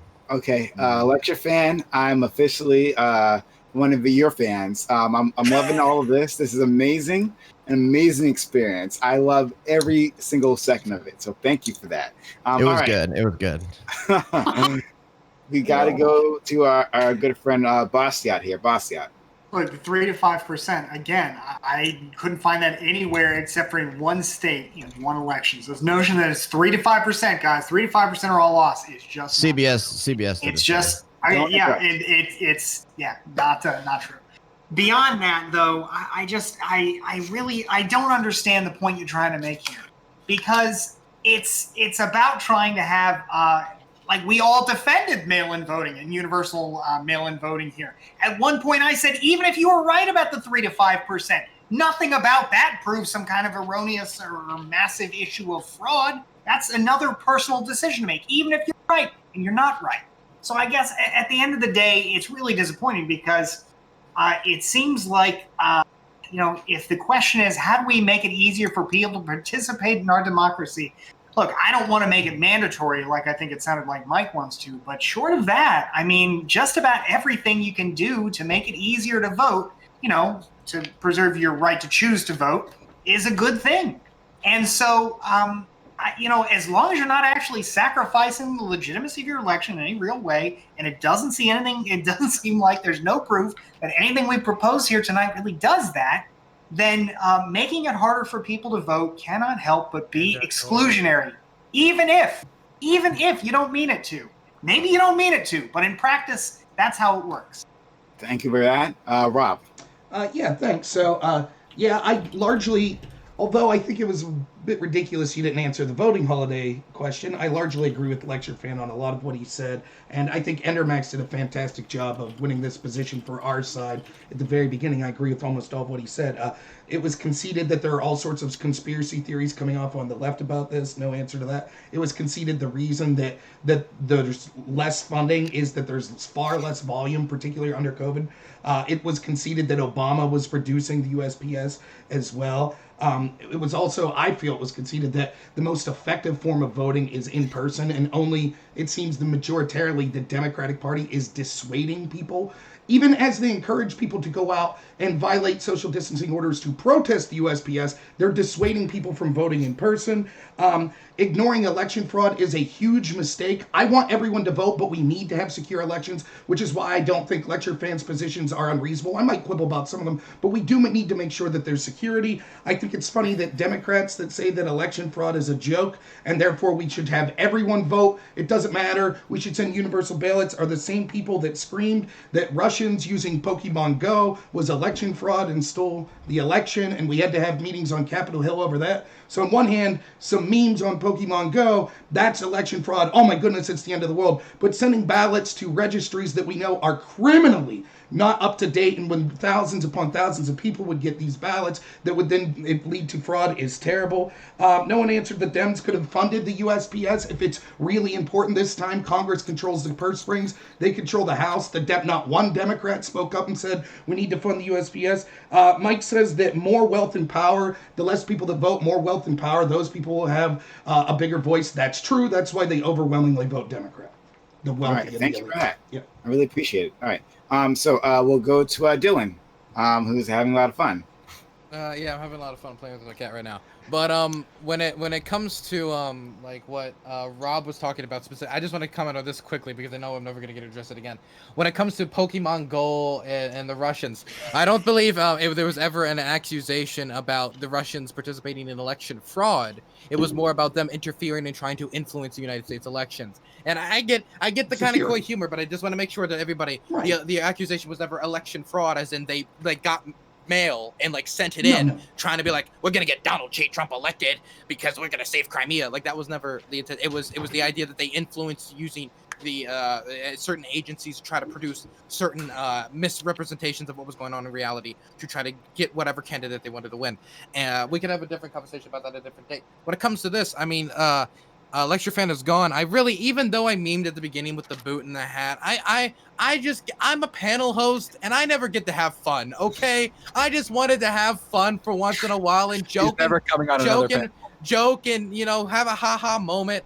And if there's a few people in my chat who were apparently really offended by that, I'm sorry. I just wanted to have fun.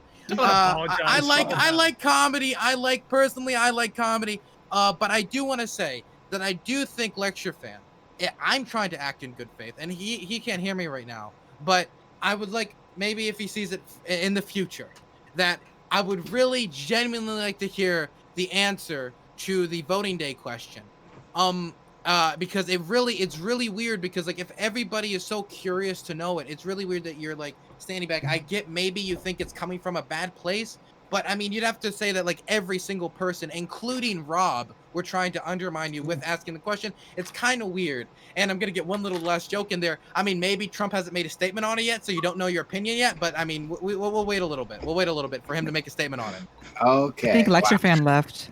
Yes. He's okay. Thank you for that. And Dylan, your humor is always welcome here. So very much appreciate, buddy. So I liked it a lot. All right. We'll go to Mabase. Oh my god. I really don't know really what to make of the last, I don't know, like 30 or 40 minutes. Like I felt like there was some attempts at original discussion there, and then some really weird stuff, and the word conspiracy theory doing a lot of work. But my final thoughts on the topic is a publicly funded mail as a utility for the nation is pretty fucking based. It may not be profitable, or at least it hasn't been. Doesn't mean that it's not useful and serves like millions of Americans a day. And as for our government, it should probably do all that it can to make sure that the most amount of people are voting, right? If not for anything, that they at least get a more representative sample of the people who live in their country and what exactly they want. Okay, fair enough. All right, we'll go to finish off Endernax. Here's what I'll say. Okay. Like, I always get heated on panels. I always yell at everybody. Not just you, Lecture Fan. Don't feel bullied. It's literally every single person I engage with. Just what I do. If Sushi was here and he had said the same things you did, I 1000% guarantee I would have yelled at him too, despite us being best buddies. So don't take too much personal offense to it. What I will say is this.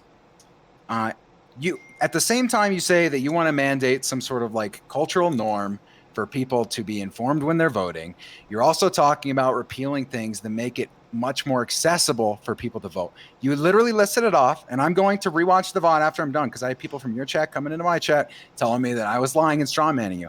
I'm going to go rewatch the VOD, and I'm going to clip the parts where you said, and I quote, after saying we should culturally mandate or enforce or promote, people be more informed voters, that you were in favor of taking away like 10 different policies that made it easier for people to vote. Okay. And then I asked you, and a lot of other people on the panel asked you if you were in favor of a voting holiday, and you refused to answer the question. Now, I suspect I know the reason that you refused to answer the question, because the panel would have derailed even further after they heard your answer. Now, if that's not the case, then great, but you could have been very smug and shoved it in my low-class little face that you were on the right side of history, but you didn't, and we're going to end it there. Cheers. Okay, fair enough. Thank you very much. Okay, so a few things before we move on to the next topic. One, if you haven't followed me yet, I see a lot of new folks here. Follow me, please. I'd love to have people do these type of panels all the time. We do invite-only panels, these types, every Monday. And then tomorrow on Tuesday at 10 p.m. Eastern, we will have an all-woman panel, our first, talking about issues important to women. With a political bent to them. So that's a new thing we're going to be doing. That's tomorrow at 10 p.m. Eastern. Please show up there and give me a follow. Oh, thank you for the follow, Central Committee. Really appreciate that. So yeah, we're gonna be doing that tomorrow. Okay, and also after this panel, whenever it ends, exactly, we're gonna roll right through. We're not gonna end. We're gonna roll right through into our normal like walk-on panel. So that'll be right after this. So the stream does not end after this. All right. So we'll move on to a next topic, and 1 second. Okay. All right, getting a lot of follows. Thank you very much. Everyone's following. All right. All right. So I guess we'll move on to the social media topic. That was from Endernax. Okay. So the topic is: should social media companies be responsible for protecting children on their platforms, or is that the sole responsibility of parents? I will Endernax. I'll let you have a first crack at this. Sure. Yeah, so it seems pretty obvious to me when all of Silicon Valley's tech executives aren't allowing their children to use any of the applications that they are the ones creating, that there might be something going awry. If you look at the science on this, if you go very quickly to all the very intelligent people in all of the different disparate Twitch chats right now, if you go to Google Scholar real quick and type in effects of technology on the young mind, and specifically look at the policies regarding depression, anxiety, and suicide in relation to Instagram posts. This is very important to understand. Our young girls, our young women are killing themselves in higher rates because of Instagram use, because of depression and anxiety borne out by too much Instagram use, which uses, again, all of most, if not all of these social media platforms use abusive AI to addict you to their platform. They show you things that will make you feel negative emotions to keep you on. And this has negative ramifications in terms of children's using these platforms. So I am absolutely 100% in favor of, especially with children, regulating these tech companies. And if there's an age mandate to sign up, that would be great by me. I'd be absolutely for it. Okay. Anyone else? What do you exactly propose here? Because, for example, you already have to be a certain age to use, I think, almost, all of these services. And the federal government does have a rule out there, I forget what it's called, but where you have to, if you market to children under 13, you're under certain content controls. So I guess what exactly do you propose above and beyond what we've already got? I want the age ID that it has nothing except for the age attached to it. Bastard. We've talked about this in other. Oh, so this is the same. This is the number. Okay, so this is the number idea where you have to prove your age. Yeah, I mean, well, listen, there's another way of doing it. Listen, we don't even have to get into that discussion. Instead, I will advocate for the AI company, their algorithm being regulated so it can't have these abusive effects attached to them. So basically, you cannot have an algorithm that addicts kids to your platform through the exposure to negative opinions or negative stimuli to keep them on. So like when Facebook, for example, I've heard that Facebook has an algorithm that specifically drives you to content that will make you angry because anger is such a power. So you're saying you want to control what content they can push you to? No, I want the algorithm not to push people towards content that makes them angry by default. Yeah, that's what I'm saying. Though. You want to control what the algorithm does. I want the algorithm not to point people directly towards content that will make them angry every single time. Yeah, that'd be great. What would you have it do? It can point them to content that they're interested in, that Facebook thinks that they'll enjoy. I don't care. But the problem is that when you're constantly exposed to negative stimuli, especially as a children, there are negative mental health ramifications. Don't you think there are people? I mean, there are 8 of us here plus Prime. I mean, don't you think that somebody out there has made a consensual decision to just watch us because they hate us or something? You know, I mean, that's the way the algorithm works. Yeah, like the idea that like anger, I guess, is an destructive emotion. I mean, I don't know. That seems kind of strange to me. Like, I guess what troubles me about what you've proposed is if you can do that. I'm saying it just can't be nothing but content that makes you angry. The problem is when you're constantly seeing nothing but negative stimuli, that actually does have an effect on your subconscious mind and it has an effect on your brain. So what else would you define as like negative stimuli? And I'm not even trying to attack you. I'm just curious because like I've heard about the anger thing, but like would it be I've heard that, like the whole idea of unrealistic expectations of beauty or success. Yeah, that's also true. Like, would you have something out there that... The algorithm doesn't take these things into account. It doesn't say, okay, I know everything about you, and so you wouldn't regulate it and say that they can't show you angry content. You'd just probably regulate it and say you can only show angry content 20% of the time or something. The whole idea is complete fantasy land. It has no relevance to anything going on in American politics. So I want to hear from. I want to hear from I want to hear from Mabase, then Liz, and then Mike. Okay, so I guess like first things first, I am kind of like well aware of what Endernax is referring to, right? So we got a couple of studies, only like a couple because it's pretty new or whatever, about the effect, the psychological effects of electronic devices on the minds of kids, on the self-esteem of young people, I mean, self-esteem of adults as well, right? Like it's too much social media isn't really good for anybody, but we can sign up for that because we're adults. Now, as for, I don't know, registering in a way that's actually like federally like kept in a database to make reference to in order to use something like Facebook, I don't know, man. I feel like I don't want to empower the state to be doing that. Like they know exactly when I at the I don't know that tender age of 18 signed up to the health site twitter.com. Like that doesn't sound like a thing that we should be doing. Yeah, I get the idea of like not saying. I mean, for what it's worth, while I clearly, we've talked about this, and I'm very, I basically reject it. I do understand the idea. Like some people, I guess, are saying like, the government could never do this, and I guess the fact that it would be a big project shouldn't necessarily undermine the whole argument. But it does. It is kind of. I don't know. It smacks of like that science fiction where it's like, hey, look, we want to create a safer, more stable society. So this is the kind of content that, invites healthier development. Well, we already do this on like YouTube has already been like they have the YouTube Kids section for a reason, right? Yeah, so, I mean, I guess I'm proposing an Instagram Kids section or whatever the fuck it would be, Facebook Kids. Okay, you cannot access the full site until you are of age. Yeah. But this wouldn't be adults though. This isn't like a thing for everyone. No. I would no. Absolutely. The question is about kids, Bastian. Well, yeah, but I mean, a lot of times people pose restrictions that impact everybody for the sake of protecting kids. I want to hear from Liz. Go ahead. I have more of a couple questions on like the actual how this would work, right? Because from my understanding, I don't think these algorithms like directly target anger. It's more of like they target like maximum clickiness or like clicking the most things possible. So, and from my understanding, most of these algorithms are basically black boxes. I don't know how easy it can be to like filter out angry content, or if it even knows what angry content is. It might just suggest it because it's like black box algorithm knows people click on it more. I don't know how that works. And then also seems a few other issues with it. Like, fuck, I forgot what I was gonna. Is most of the problem from angry stuff, or is it more from like, I know with Instagram specifically, it's like self-esteem stuff and a lot of stuff like with making your body look perfect in the Instagram photos or whatever. I don't know if you can really regulate that out. Yeah. I mean, they did a decent job in terms of YouTube.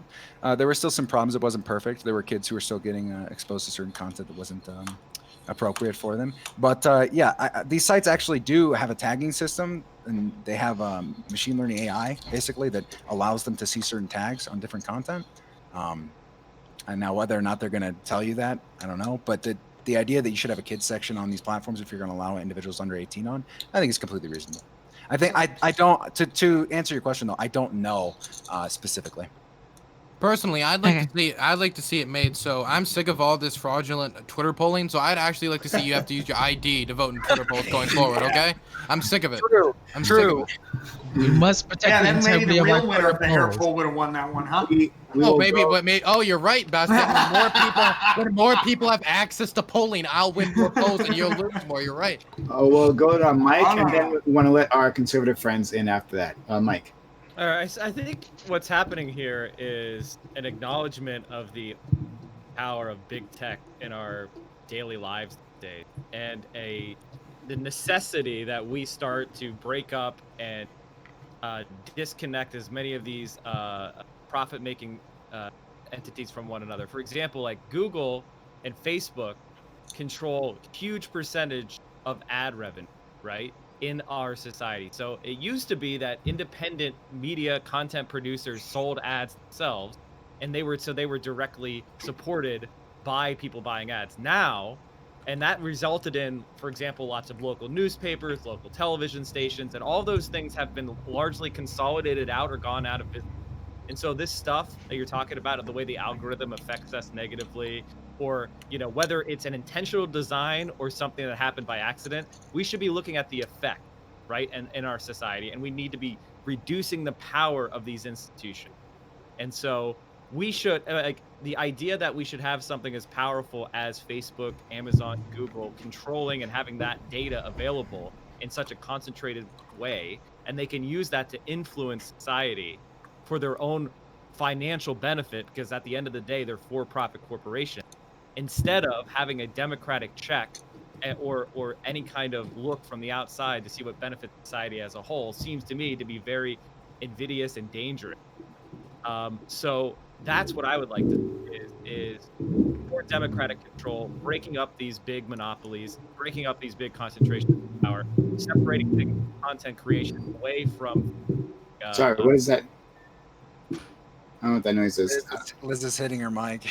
Oh, sorry. Yeah. Yeah, I didn't realize it was separated out. through. And ultimately, you know, that is the big concern with big tech and these, you know, getting into the minutia on how exactly this algorithm affects us. I don't know that any of us have the expertise to give a program for how the algorithm should be changed, but we should have less of this stuff, as what Liz said, a black box hidden behind corporate control.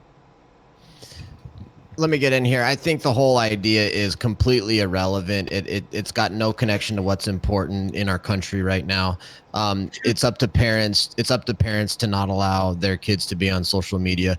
If we were really going to talk about big tech and social media, what we ought to be talking about is passing a new federal statute that authorizes private causes of action against big tech for censoring people based on their political viewpoints and awarding attorneys' fees, treble damages, and punitive damages if anybody wins in a lawsuit against big tech like that. That's actually relevant to what's going on in the country right now, and that is what we ought to be doing, and allow people to bring private lawsuits against these companies under a new federal statute.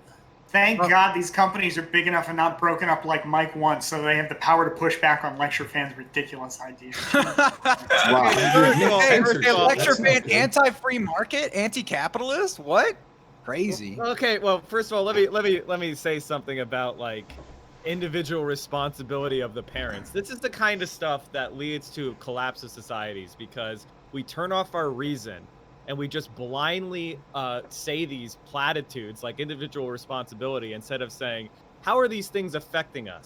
You know, maybe this coal plant is spewing out lots of pollution that's causing cancer. Instead of saying it's the individual responsibility of people to move, we say, maybe we shouldn't allow that negative externality to harm our society, and we should put some pollution controls on that plant. And so, like, I don't even know why the phrase personal responsibility for children's use of social media is a ridiculous statement, in my view. And the way I look at the world, is we should look at the evidence and come to a democratic consensus on how we can affect change, benefit of all. I think that our values are so different. Lecture Fan is more in the favor of kind of meaningless platitudinous statements that are offensive to anybody with reason.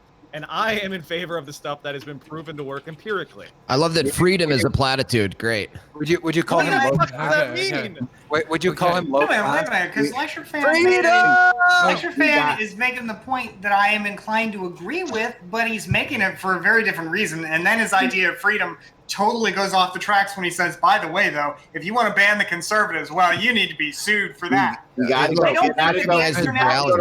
We got to go to Rob. Rob's waiting patiently. Rob. The irony is, despite the animosity, Lecture Fan and Mike agree on 90% of what they said, right?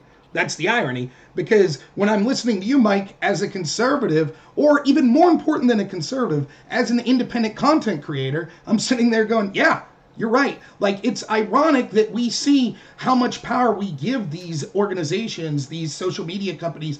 Robert Epstein's a professor who testified in front of Congress, and he said that in the 2020 election alone, Google itself could swing 16 million votes. Now, who's Google pushing? What kind of causes are Google pushing?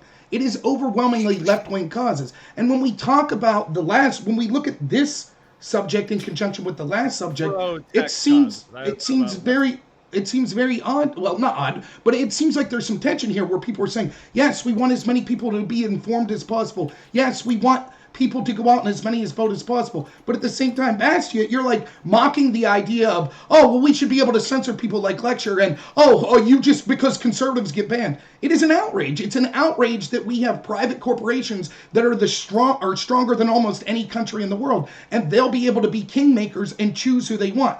And it's also ironic to me that, Mike, you see that, and we haven't got into it, but I bet you agree with a lot of the left-wing politics that these social media companies promote. You'd have to ask yourself, why would such nefarious companies be promoting the causes of places like Black Lives Matter, or be promoting people like Joe Biden? And it becomes very, like, I get it, like, you might disagree with me, but this isn't a point where it's like, somehow I'm anti-freedom or something. I think that it's a very serious point. It seems like people are okay as long as the censorship is for their side. And lastly, Endernax, not to totally disregard, I think it's actually, I disagree with Lecture in that I think it is a serious topic. I haven't thought it through, and I apologize because I was working. I only got to see the topic right before we came on.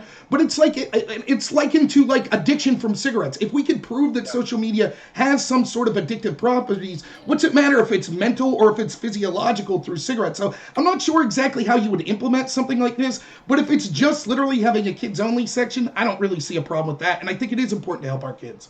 Okay, so I went, you, Rob. Dylan, you're on the map. However, Mike and Ender were called out. Mike, if you have a quick response to that, then I'll let you in. But then I want to hear from Ender, then quickly, and then Dylan. It's Ender, Okay. right? Oh, sure. Yeah. Okay. I'll go. I'll just, well, was I called out? I don't know.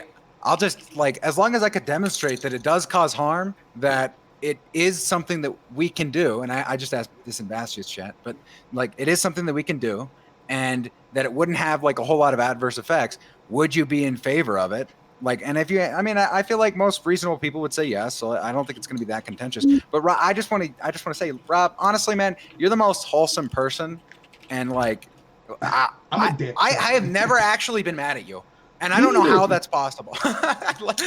Well, I just got mad at him, so I'll help you in a second. Me and Prime yelled at that's each other. me. You don't have to help him. I don't want you to get mad at Rob. Be nice to him. He's nice. Yeah, so I'll let Mike jump in, and then Dylan, then Mabase, and then Bastia. Okay, first of all, the contention was that Google and Amazon support, quote, left-wing causes.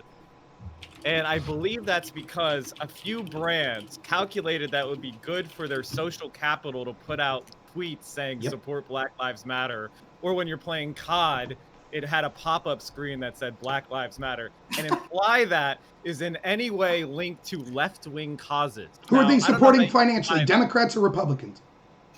They support. It depends on the race and depends on the candidate. They support both. In fact, I have been involved in an organization of engineers who work in big tech. You know, kind of the middle tier level people who are pushed back against their own companies' lobbying organizations that fund people like Lindsey Graham and all sorts of right-wing Republicans because they find that to be objectionable and against their values. So you have, you know, the rank and file workers in tech organizing to try to fund candidates like Alexandria Ocasio-Cortez or people that are more in support of their values as opposed to what their companies with its political operation. These companies are there to make money. They do these things to make money. But just they real don't quick, do that.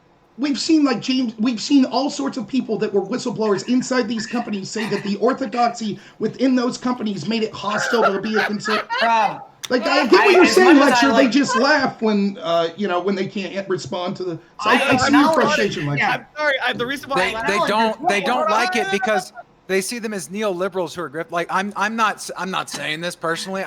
They don't like it because in their mind, the company is only being like a woke, like, organization to kind of bait people into buying stuff from them, but they're not actually for the economic issues that they want. That's right. That's why they're like, they're not left, they're just socially left. Like, that's what they'll. That's what the Democrats are. They're pretending to be woke. That's why social media and the Democrats are intertwined, because they both pay lip service to progressive causes, it's just but about don't actually social believe in it. Okay, Rob, like, we got it.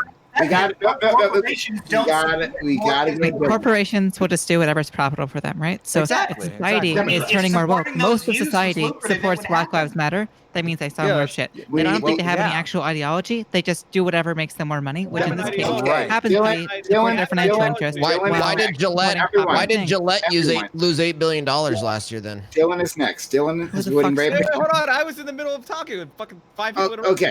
And please finish your point, and then we have to go to Dylan. He's waiting patiently. So the idea that these corporations are left-wing was laughable in its face. Now, you associate left-wing with the Democratic Party, and this is why your analysis of politics fails, because you don't understand how these institutions operate within our capitalist society. These corporations play both sides. They give money to both sides. And you're right to point out that Democrats like Richard Neal or Nancy Pelosi or, Elliot Engel are Joe all Biden. in the Kamala Harris. Joe Biden, sure, are all in the pockets of Wall Street. But you know who else is in the pocket of Wall Street? Donald Trump. Donald Trump. Yeah. The evidence from 2000, I just want to say, the evidence from 2016 shows overwhelmingly that the wealthiest people in Wall Street Corporation overwhelmingly endorse the Democrats. Evidence is undeniable. We got it. Okay, this is why. Okay, I don't know how long you've been following politics. Maybe not that long. But in 2008, you're such a pompous shit. Okay, fuck you. Wall Street fuck you too. Overwhelmingly funded Barack Obama in 2008. In 2012, Wall Street shifted to Mitt Romney. In 2016, Wall Street was all in favor of Hillary Clinton because they thought she was an inevitability and they miscalculated. But after Donald Trump won, they were happy to jump in bed with Donald Trump, and they were rewarded with the largest tax cut for corporations in American history. Indeed. So, okay, we got it. We got to go to Dylan. The point is that your analysis of politics fails to understand the bad. Mike, bad.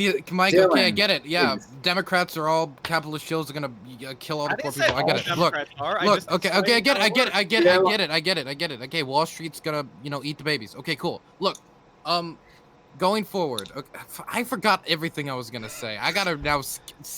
Okay, I don't know. I'll just do what everybody else do and probably take a jab at Lecter, like everybody else. So Lecture fan, I do find it kind of interesting that in the last topic, when we tried to kind of move it away to the idea of the informed voter and everything else, you were like, oh, you're diverting from the topic because you can't talk about mail-in voting. And then we have a topic on this one that's specifically supposed to be about childhood interacting with children interacting with social media and the harmful effects of it. And you're like, well, this isn't important. Let's talk about conservatives being oppressed. So I do want to say, do you not see a problem with how you're interacting? That's kind of not productive. If you're going to say that then, but then you're going to do the same tactic here. It's this tactic you condemned in the last discussion. Well, no, because my reasoning for not answering those other questions wasn't because it's not relevant to the topic at hand. My issue with this one is that there's nobody in Congress is debating this. Nobody's proposed the bill. This isn't nobody's crying about this constantly. It's not a big, important, relevant issue. I mean, if I remember correctly, YouTube got a lot of shit politically for how children were able to interact with media that was extremely not good for kids. I mean, images of horror, grotesque violence, extremely vulgar material. I mean, there's even stuff I can't really say that they interacted with. And not to mention terrorist organizations using social media accounts to recruit this, and this is the same thing. So you think it's a realistic possibility that the federal government starts regulating the algorithm? I mean, come on. I mean that's what we're trying to have a discussion about. And I mean, if you don't want to have it, I mean, you can cover up the camera and not have the discussion. It's not a realistic. It's not a realistic issue. Okay, it's not a relevant, realistic issue. Let me show you what you can do. You can do this and be like, I'm sitting this one out. I'm gonna wait till the next one. But you diverted. Well, I was basically doing that until you literally said, "I'll do what everybody else does and just attack Lecture fan." Okay. Well, you diverted it. And I thought you were joking, but you were actually serious. Yeah, we're serious. So okay, so we're going to Mabase, and then Bastiat, you're next. It's on the button. Okay, so I don't know. I guess I overall agree to the idea that social media can have harmful effects. We find that, right? But I'm not sure what you can institute that, to me anyway, it just empowers the state to have more influence and control over the citizens' lives. Now, the flip side of that is that a private corporation has it as well. But I don't know. Both of those, neither of these are ideal. but when things get under the control of the realm of the state, I don't know. I just start to I get a little sweaty. Okay, And, fair enough. If you don't mind, if we're going to call out perceived hypocrisy on lecture fans' part, let me also ask Bastia again. How could it be that you seem so willing to want people to be informed and to vote, but also joke around about the idea of all these tech companies that I think Mike put better than I did, how powerful they could be? They should be censoring conservatives.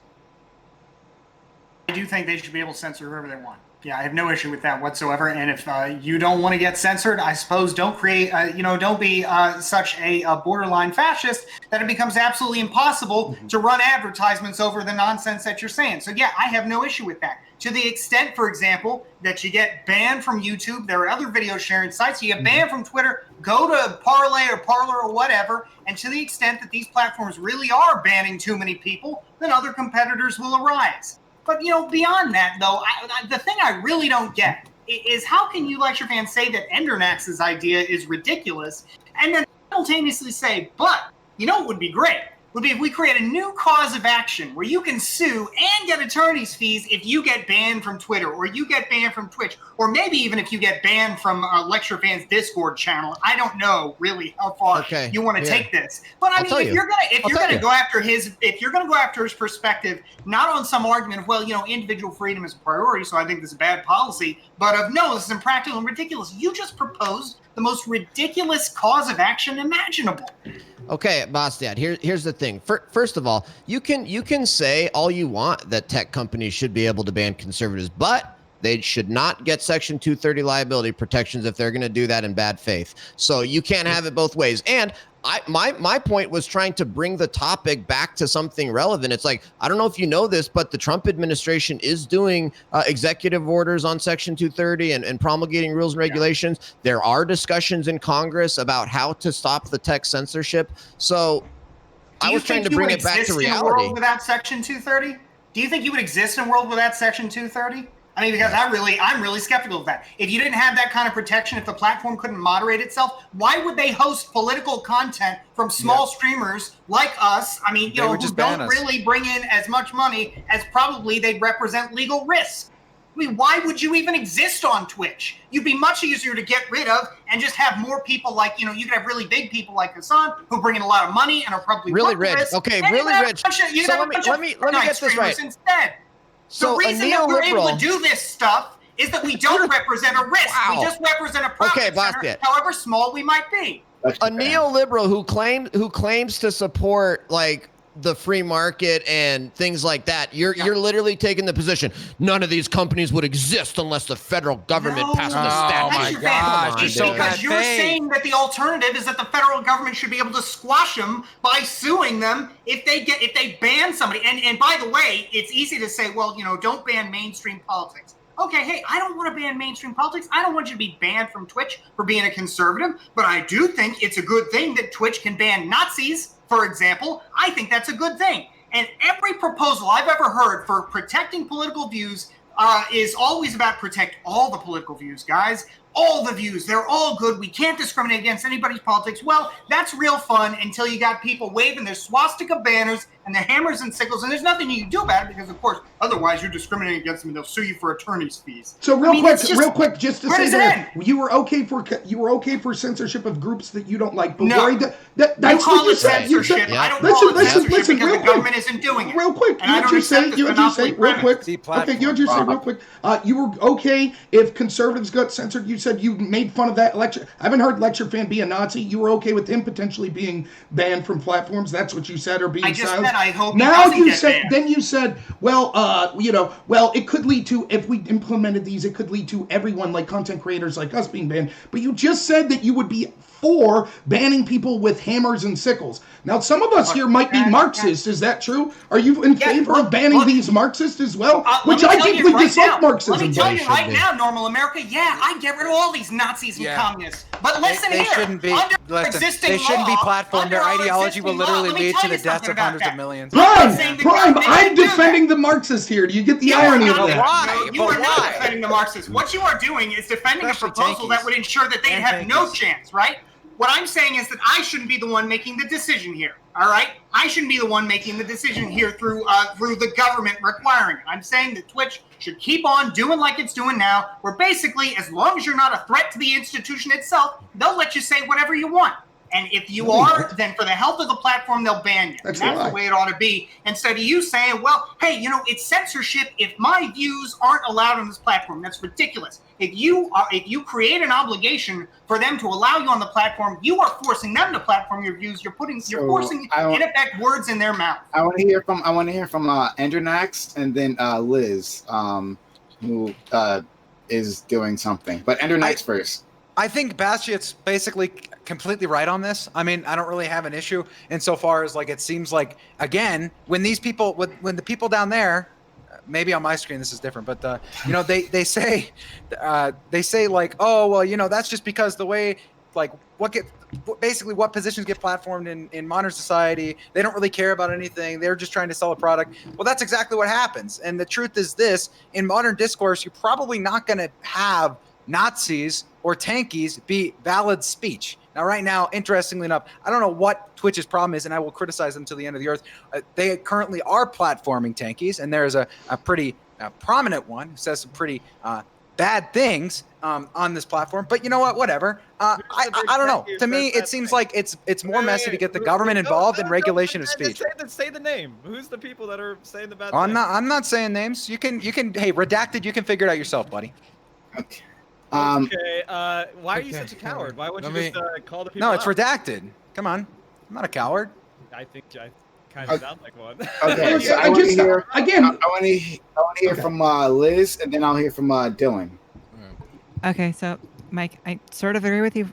This is going way back because I haven't taken notes for like 10 minutes. Yeah. But basically, your position on breaking up big tech, it seems like there's a lot of issues with how that actually is done, right? Because you can't break YouTube into two smaller companies. I definitely agree with probably regulating it in terms of. Oh, I could probably regulate the a GDPR type the data privacy regulation. That might be good. I could probably agree with that. But it seems like there's a big limit to how much you can really break up YouTube. I mean, listen, you do it as an ad hoc basis to constrain and control the power. Sometimes you would break it up, and that would be effective. Sometimes you would regulate, supervise, and that would be different. It would just be for the purpose of preventing accumulation. As far as banning people and deplatforming, obviously conservatives are going to ride to the red Nazis. This is so dumb. You're cutting out a bit. You're cutting out. I don't know I'm cutting out? Yeah. Just a tad. Yeah, you're good. Oh, wow. Okay. I don't know how that's possible. But just the last word. That's all. You said Nazi. Ride to the rescue of Nazis. I was just saying that conservatives are going to ride to the rescue of Nazis and genocide. Whoa! And communists! And communists! Let's not forget that, right? Okay. No, I didn't. Just so we're clear, ban them both. It's stupid. It's stupid. I want to hear from Dylan. Is your position though that basically you shouldn't be allowed to ban Nazis from your platform? One, it's disingenuous to pretend that Nazis are not you, Mike. I figure you're based on whether you like the view or not. But I'm asking Rob here. Right. One, it's disingenuous to imply that it's only Nazis being banned. There's independent content creators of the left and right, though it is primarily the right. But should you be able to ban Nazis in your ideal world here, or is every political view sacred?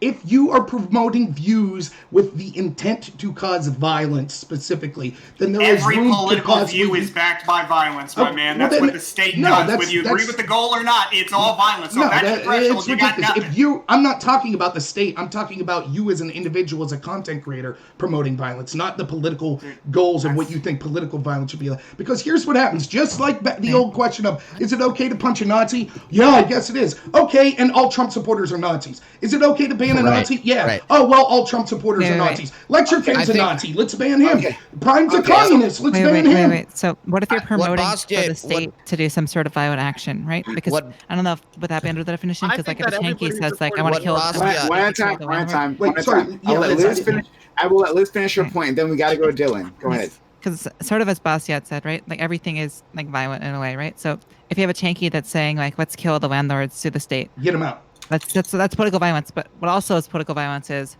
I want the murderers to be violently taken by the state authority. Like, that's also political violence. No, like, it's I don't not. think It's you a can total really different. escape it. It's totally different though. It's what should be allowed. Like, I shouldn't be allowed to say I want to kill someone. I should be allowed to say that person should get the death penalty. That's a difference. One saying the government should legitimately be. I really don't know how you can make that distinction. everybody. Dylan has been waiting so patiently. As always, he works patiently. Dylan. I understand your struggle as a fellow panel host, so I do my best. So personally, I actually do hold a standard of, I could never imagine hosting a platform and trying to get advertisers where you're like, hey, would you like to advertise here? Yeah, I'd love to put my ads on the guy who's denying the Holocaust, next to the guy who's denying the Holodomor, next to the guy who's denying what's going on in Xinjiang, China, with over 1 million Uyghurs in camps. These are things that you immediately get banned from my chat for, and I would immediately kind of want people to just get booted off the platform for doing, right? These are like disgusting things to do. I mean, genocide denial is disgusting. Dylan, like, there's been op-ed pages out there with all sorts of ridiculous shit for generations, and they always found a way of selling advertising. I mean, to be fair, yeah, but we do remember like the type of media heat like companies can get. The New York Times was very supportive of Hitler when he was rising in power in Germany. A lot of companies don't like putting beer or whatever the hell next to swastikas. Generally, companies don't like doing that if it gets bad heat, and generally, a lot of, and to be completely fair, I would actually be in favor of these putting them off the platform for moral reasons, for the reason they just don't want them on the platform too. I don't want people on Twitch spreading bullshit about what's going on in Xinjiang, China right now. But wait, Dylan, real quick. I've personally been on your stream and Prime stream, and both Bastia and Endernax's position would have kicked off half the people on your streams, including yourself, for platforming them that are communist. I don't know if I necessarily agree with that, the idea that a communist. Hey, but you may not. Admittedly, though. Hey, let me finish my thing. I waited a decent amount of time. Right, my specific thing is about people spreading disinformation about genocides and mass atrocities, which I see a lot of it on Twitter. I see a lot of it online. I see a little bit less of it on Twitch. I don't honestly see a lot of like for instance, with denial of what's going on in Xinjiang. If you do, you're a dumbass. Denial of the Holodomor being a genocide. If you do, you're a dumbass. But like when there is I kind of want a mechanism in place for the platform to be able to say, you know what, we don't really want the Holocaust denier to be on the platform. We don't want this to be something that swells and festers in our community. But we can see that that's not how it's being applied all the time. And the fact that Bastia and Endernax, who I would consider two reasonable, intelligent people, both are like, oh, and all communists kicked off too. Like, you can see how once you say it's okay to allow this, that whoever's in a position of power then will say, oh, and this group's positions are unattainable and they must be kicked off as well. Rob, it's more like would you rather the government? The problem seems to be with the notion of any moderation whatsoever. And I'm saying, I think you ought to be free gave a clear to bright kick people line. off the platform who, for example, as in Mike's chat right now, lynch the landlord. Basti and Lecture Fan are why gulags are a good thing. Yeah, I think you ought to be free to ban those people if you want to ban them. And if you don't want to ban them, don't want to ban them. Or don't ban them, don't ban them. That's up to you. But I think you ought to be free to do that, obviously. And your position apparently is, well, it doesn't matter. It doesn't matter what anybody says because all views are equal and deserve state protection when it comes to a private company moderating their platform. That's a straw man. They should be censored by the state. I'm saying, though, that if Twitch wants to kick people off, it ought to be able to do that. That's a straw man. Again, question. Can I jump in here real quick? Because let me just say there's plenty of landlords that are valued members of my community.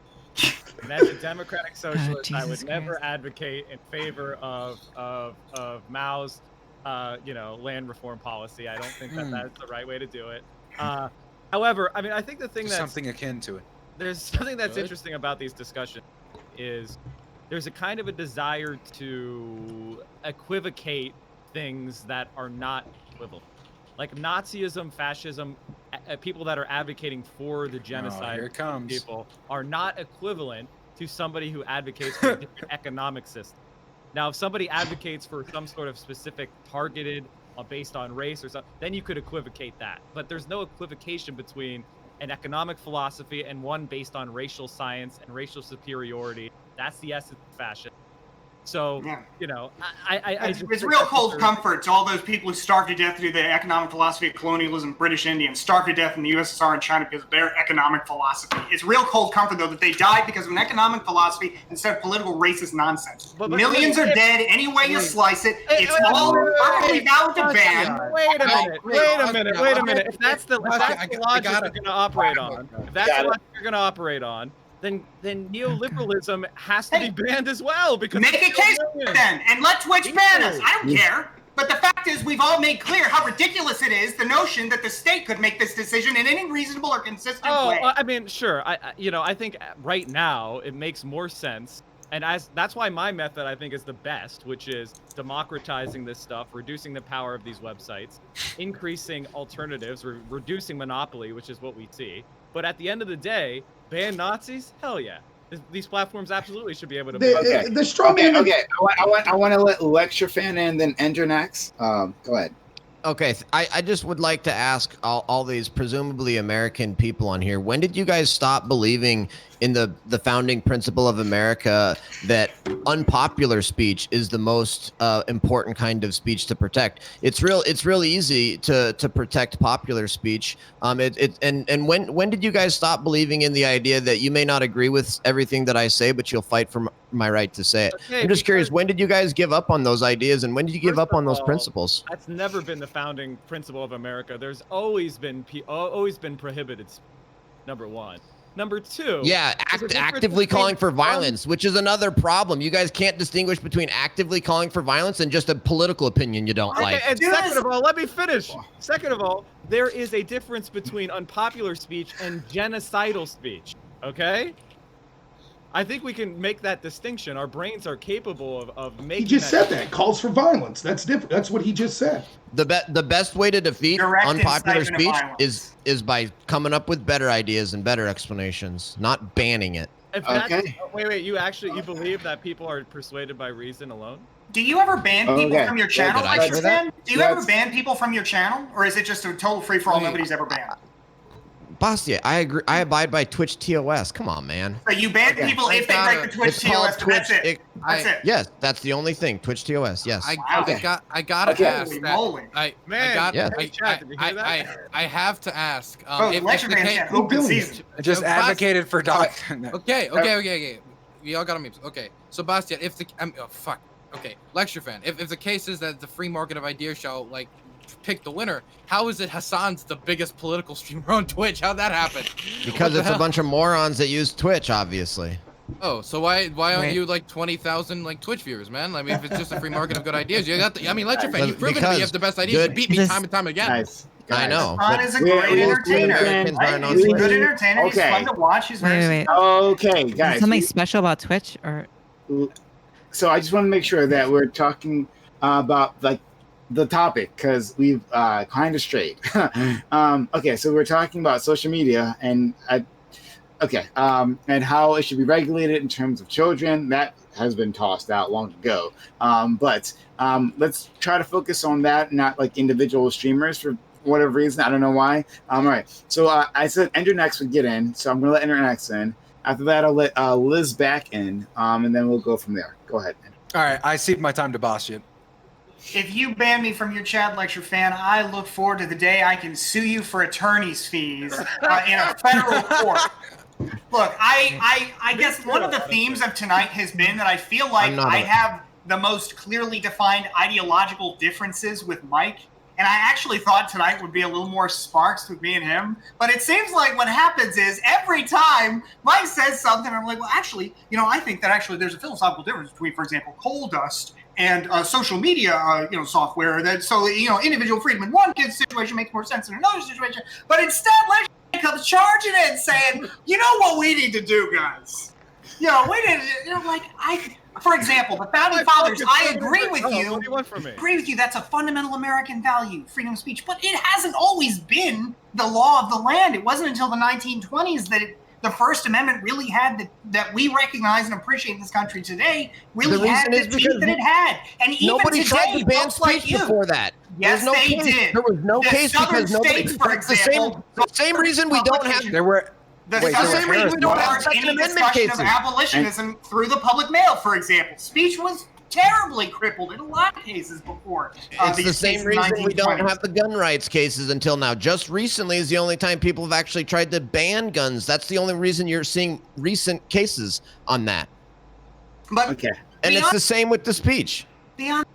what you are saying here would amount to a total a crushing of free speech, because you are preventing people's ability to moderate their own platforms and create the kind of messages and the kind of environments that they want to create. No, they can still moderate. No, that's wrong. How can they moderate if they no longer have 2/3? They can't engage in politically biased, partisan, bad faith banning. That's the only limit I proposed. And you're saying they should be able to do partisan based bias banning on something that's a natural monopoly and is a functional public square. Please just give me one. Just give me one. And then Liz and Rob. Okay, sure. The reason you can say politically motivated. Look, if your politics are serious racism and exclusion, and then you say you can't ban me, that's politically motivated. Those are my politics. I believe in the ethno-state or whatever nonsense. That's still a political position. We may not think it's an acceptable political position. I certainly don't. And yet it is a political position that currently is consistently banned for. And you're saying, no more banning people for their political positions. None of that. No, it is a political position. It's atrocious, and I think you ought to be able to be banned for. You could argue that. You could argue that. But you just said no. Okay. So I want Liz to go in, and then I want Rob, and then I'm going to allow us to do final statements on this. All right, Liz, Rob, go. So partisan, like banning people by partisan means, especially with the government, like that's kind of a meaningless term, right? Because partisan is like depends what like society or where you live in. Because something that might be considered a partisan issue now might not have been. Like I'm pretty sure people of both parties kind of hated gay people 100 years ago. That's more of a partisan issue today.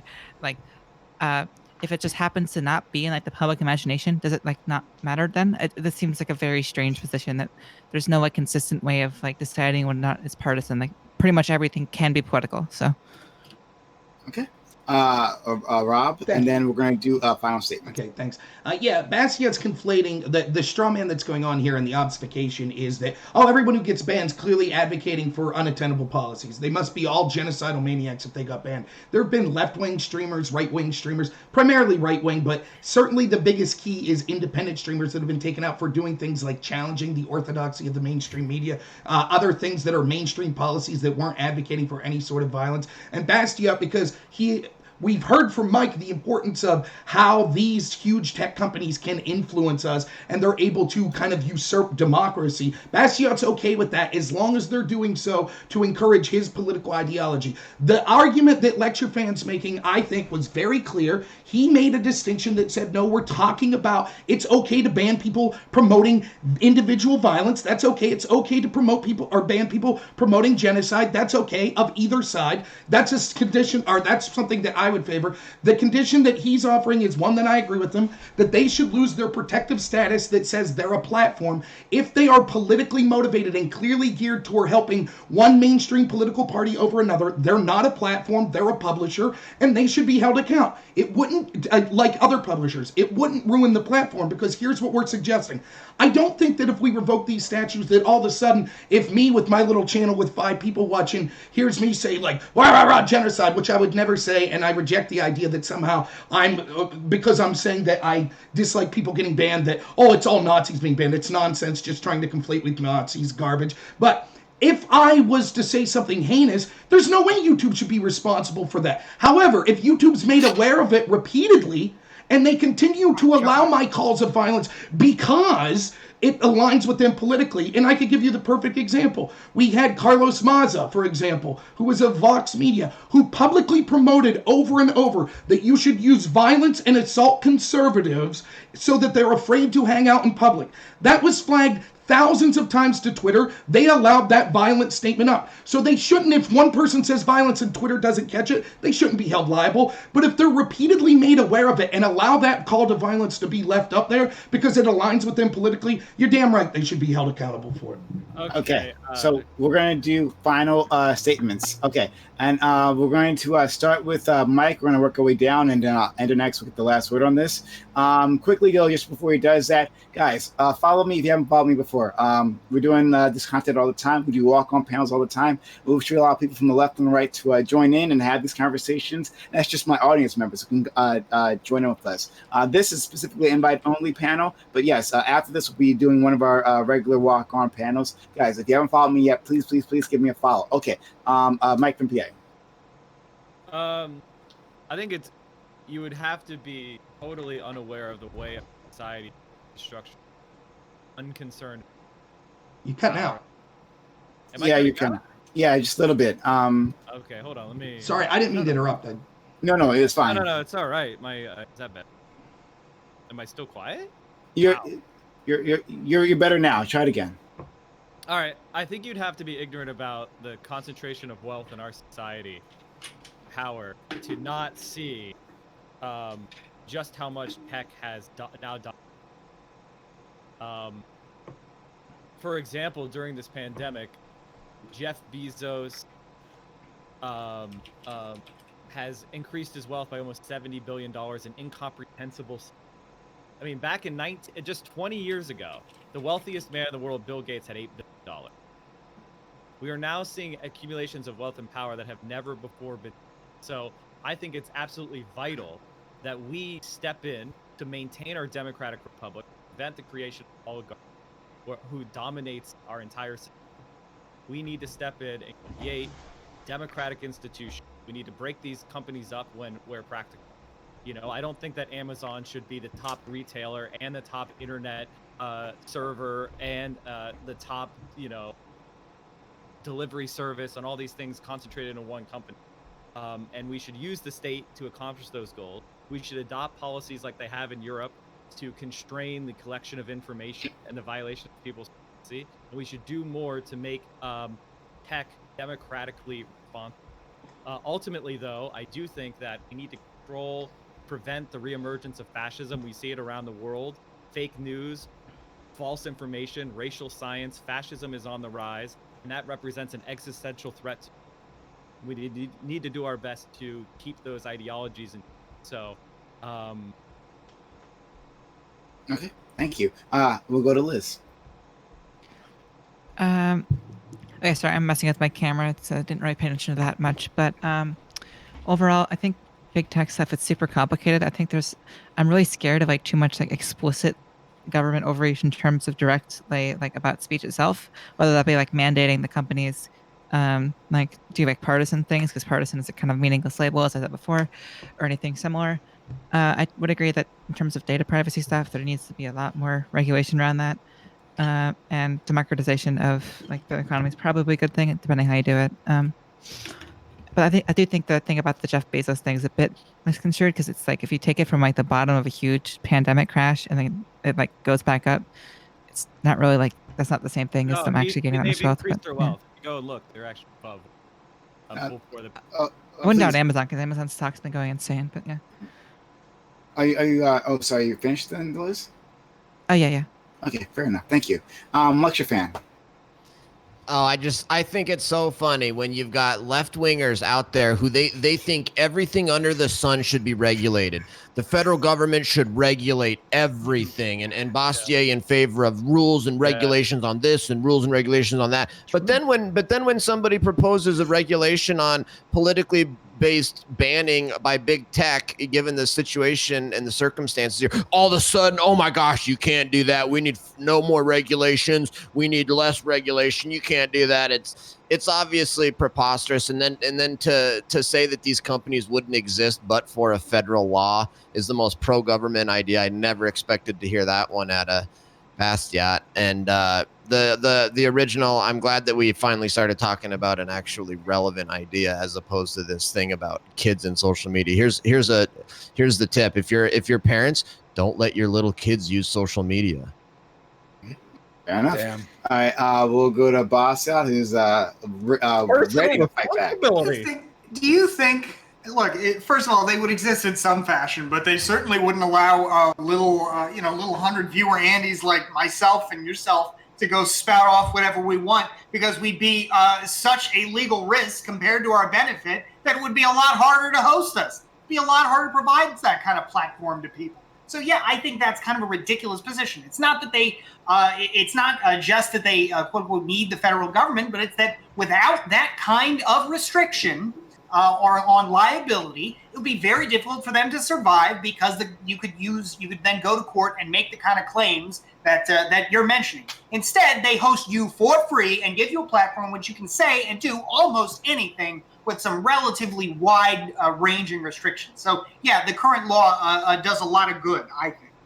Beyond that, tech companies, it's all well and good to talk about how big they are, but it is worth remembering that the tech companies also made this pandemic a whole lot more tolerable, livable, and workable and safe than it would otherwise be.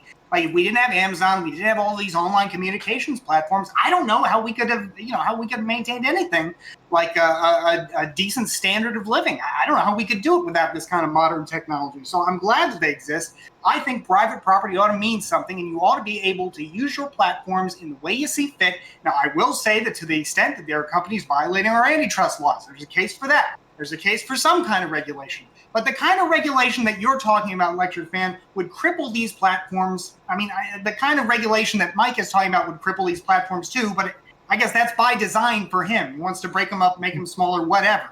They're doing that much. They're doing that much banning. Would absolutely cripple them, and yours too, Rob. I mean, would absolutely cripple them. Wrap it up. Without, I guess, presumably, even meaning to.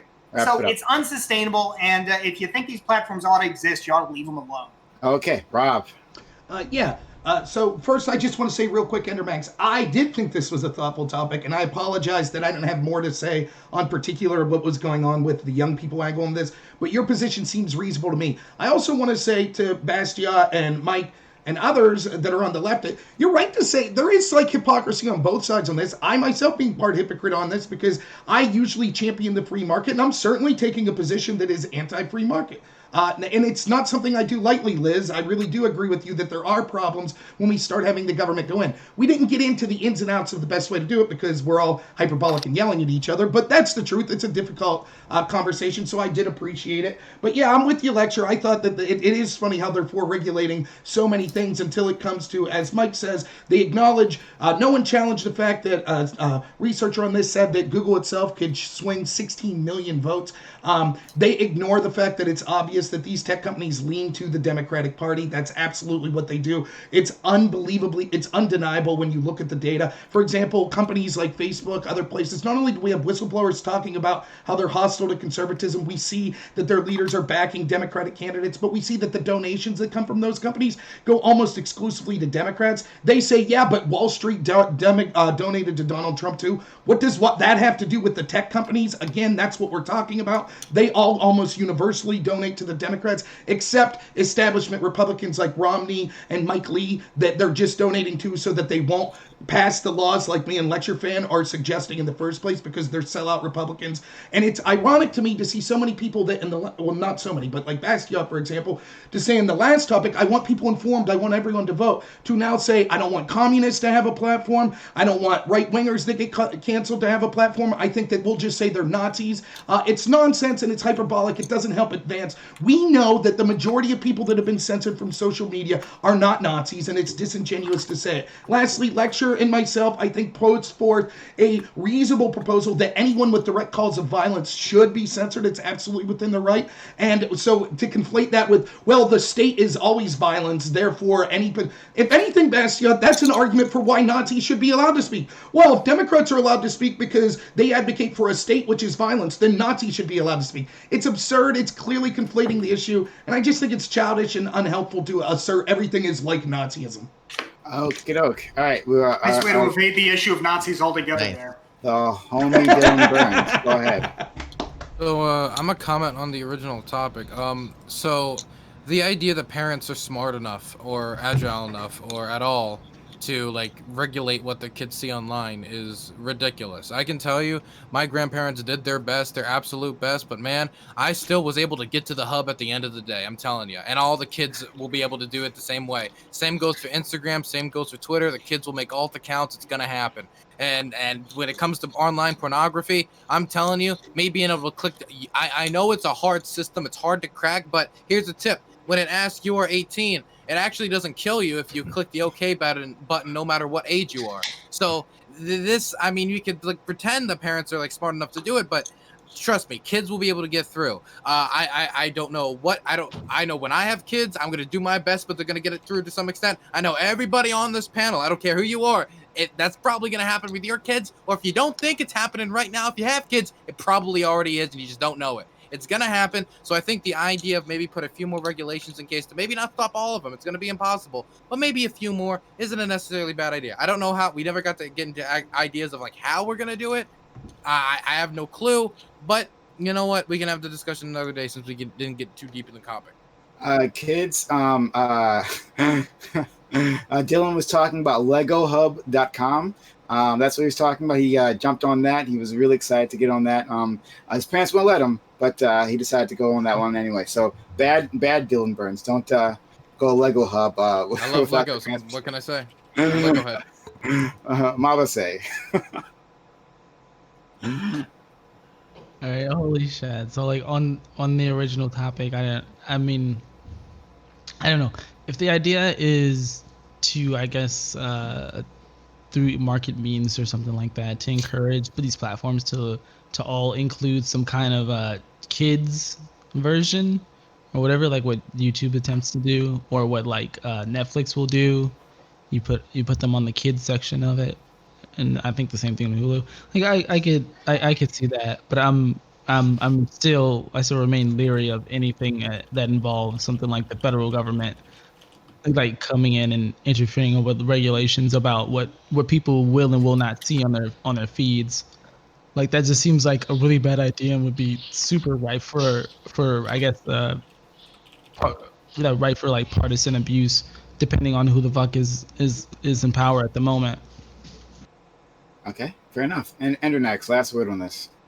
Yeah, I just wanted to say that I thought it was really cool that Lecture Fan trusts parents to make sure that their kids don't get access to any of this shit that they don't know anything about, because they're probably not up to times with technology.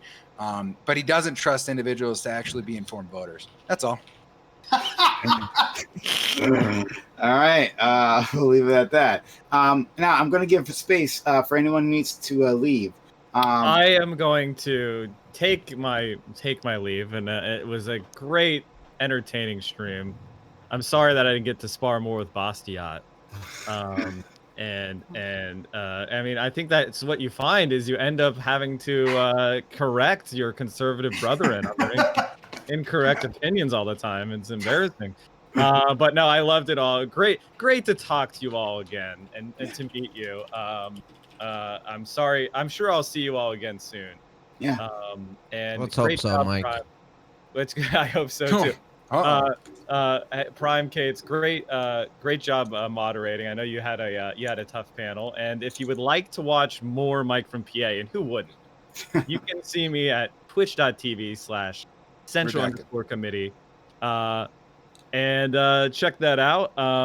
And it's a shame that Destiny couldn't make it to this debate tonight. I'm sorry about that, Prime. I'm sure he had some Nazi or pedophile to platform instead. So I will see you all. I will see you all later. That is not the official policy of this channel. That's not the official policy of this channel. Have a good one, Mike. I'm probably gonna leave. Nice meeting you. Wait, would you even be here without those first Destiny fights you had? True. Jesus Christ, dude. Were you gonna Get out of snipe here, the guy redacted. from fucking left field Hey. on your way out after going on and on? Oh, I saw it. Don't complain about the DNC, DNC. guys. Like, fuck, Hey. dude. Go bitch about Holy the DNC, buddy. Come on, go. What does that even mean? But in all seriousness, yeah, sure. I mean, beating him in some debates definitely helped me out. So I will. I'll see you all later. Okay. Luckily, bye. yourselves. I'm probably Prime, gonna I'm go just gonna- because I my gotta camera is bail having out. I have serious technical issues. So. Okay, it's fine. Though we love your beautiful voice, though. I mean, that's good enough. Thanks. All right, but you can leave if you want. But first of all, shout yourself out, Liz. Liz, thank you for being here. I was really excited to finally talk to you in person, in digital person. And it's been really fun. You're really opinionated, and I'd love to hear more from you in the future. So please come back either for this panel, or maybe for my women's only panel, which we're having tomorrow. So Liz. Yeah. So I am Liz or Pseudocia. Oh, it doesn't matter. Twitch.tv/ it's spelled like pseudo CAA with the underscore at the end, and my Twitter is the same thing but without the underscore. And this was fun. Glad to be on it. Have a good rest of panel. Nice to meet you. Okay. Goodbye. I gotta get out of here too, Prime. Everyone. We've already. I mean, we've been debating for 2.5 hours here. Guys, we haven't finished.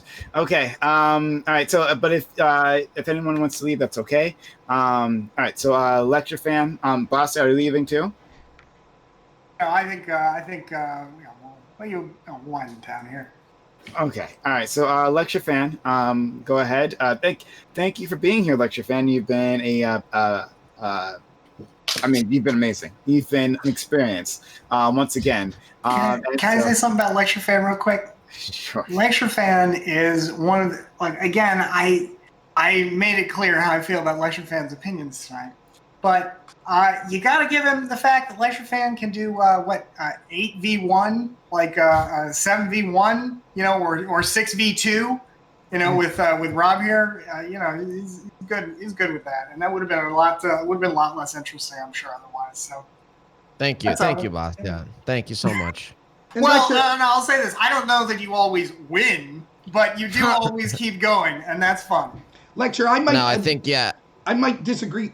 I might not share your stylistic preferences, but I thought that a lot of times you were getting mocked for positions I thought you were doing just fine on, and I agreed with some of them. So. Okay.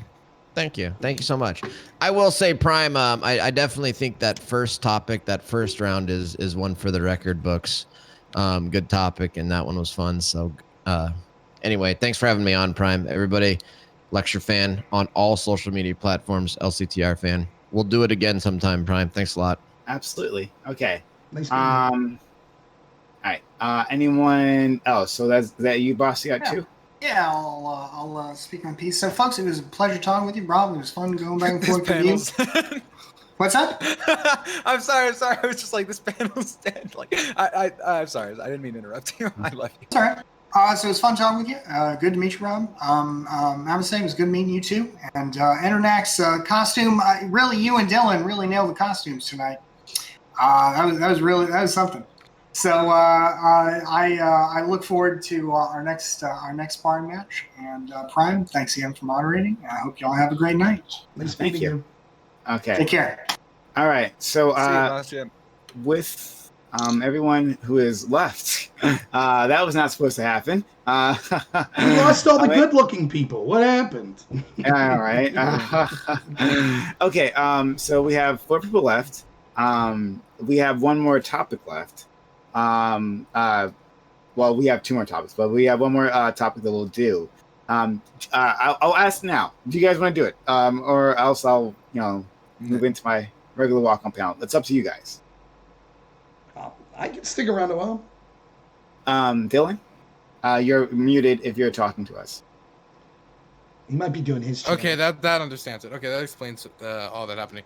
But yeah.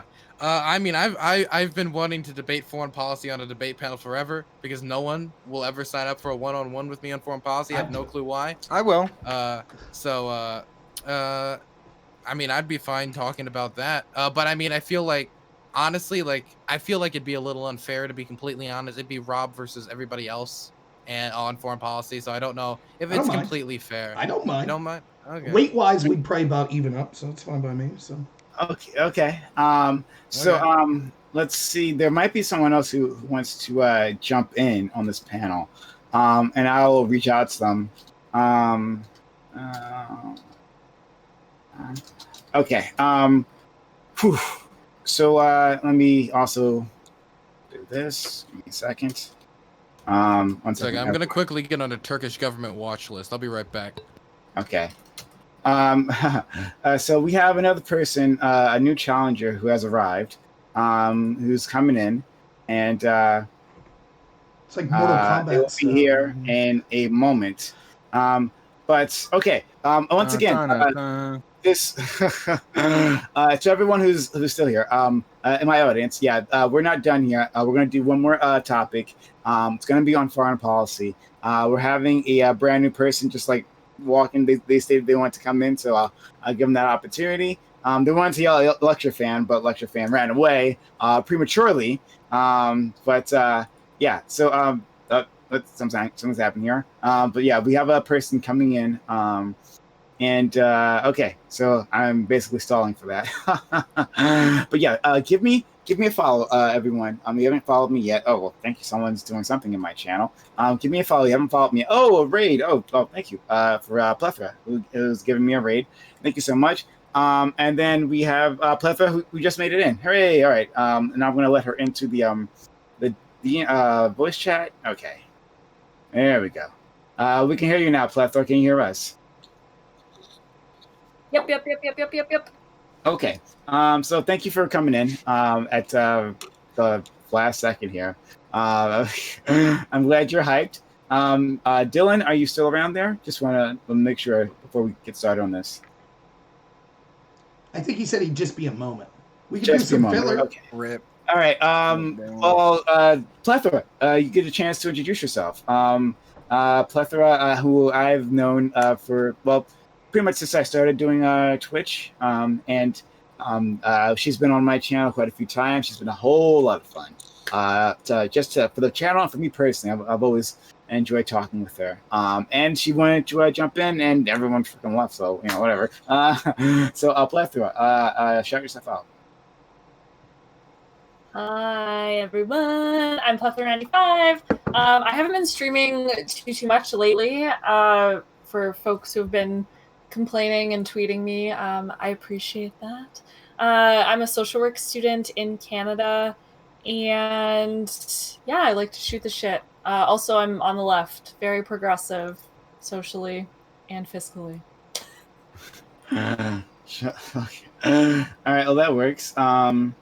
And all right, so I'm trying to stall for freaking Dylan. This is his topic that he really wants to talk about. I had a setup. I had everything. Okay, I'm ready. I'm ready. All right. Sorry, I had to change the background a little bit to be a little bit more appropriate to who I'm going to be defending today.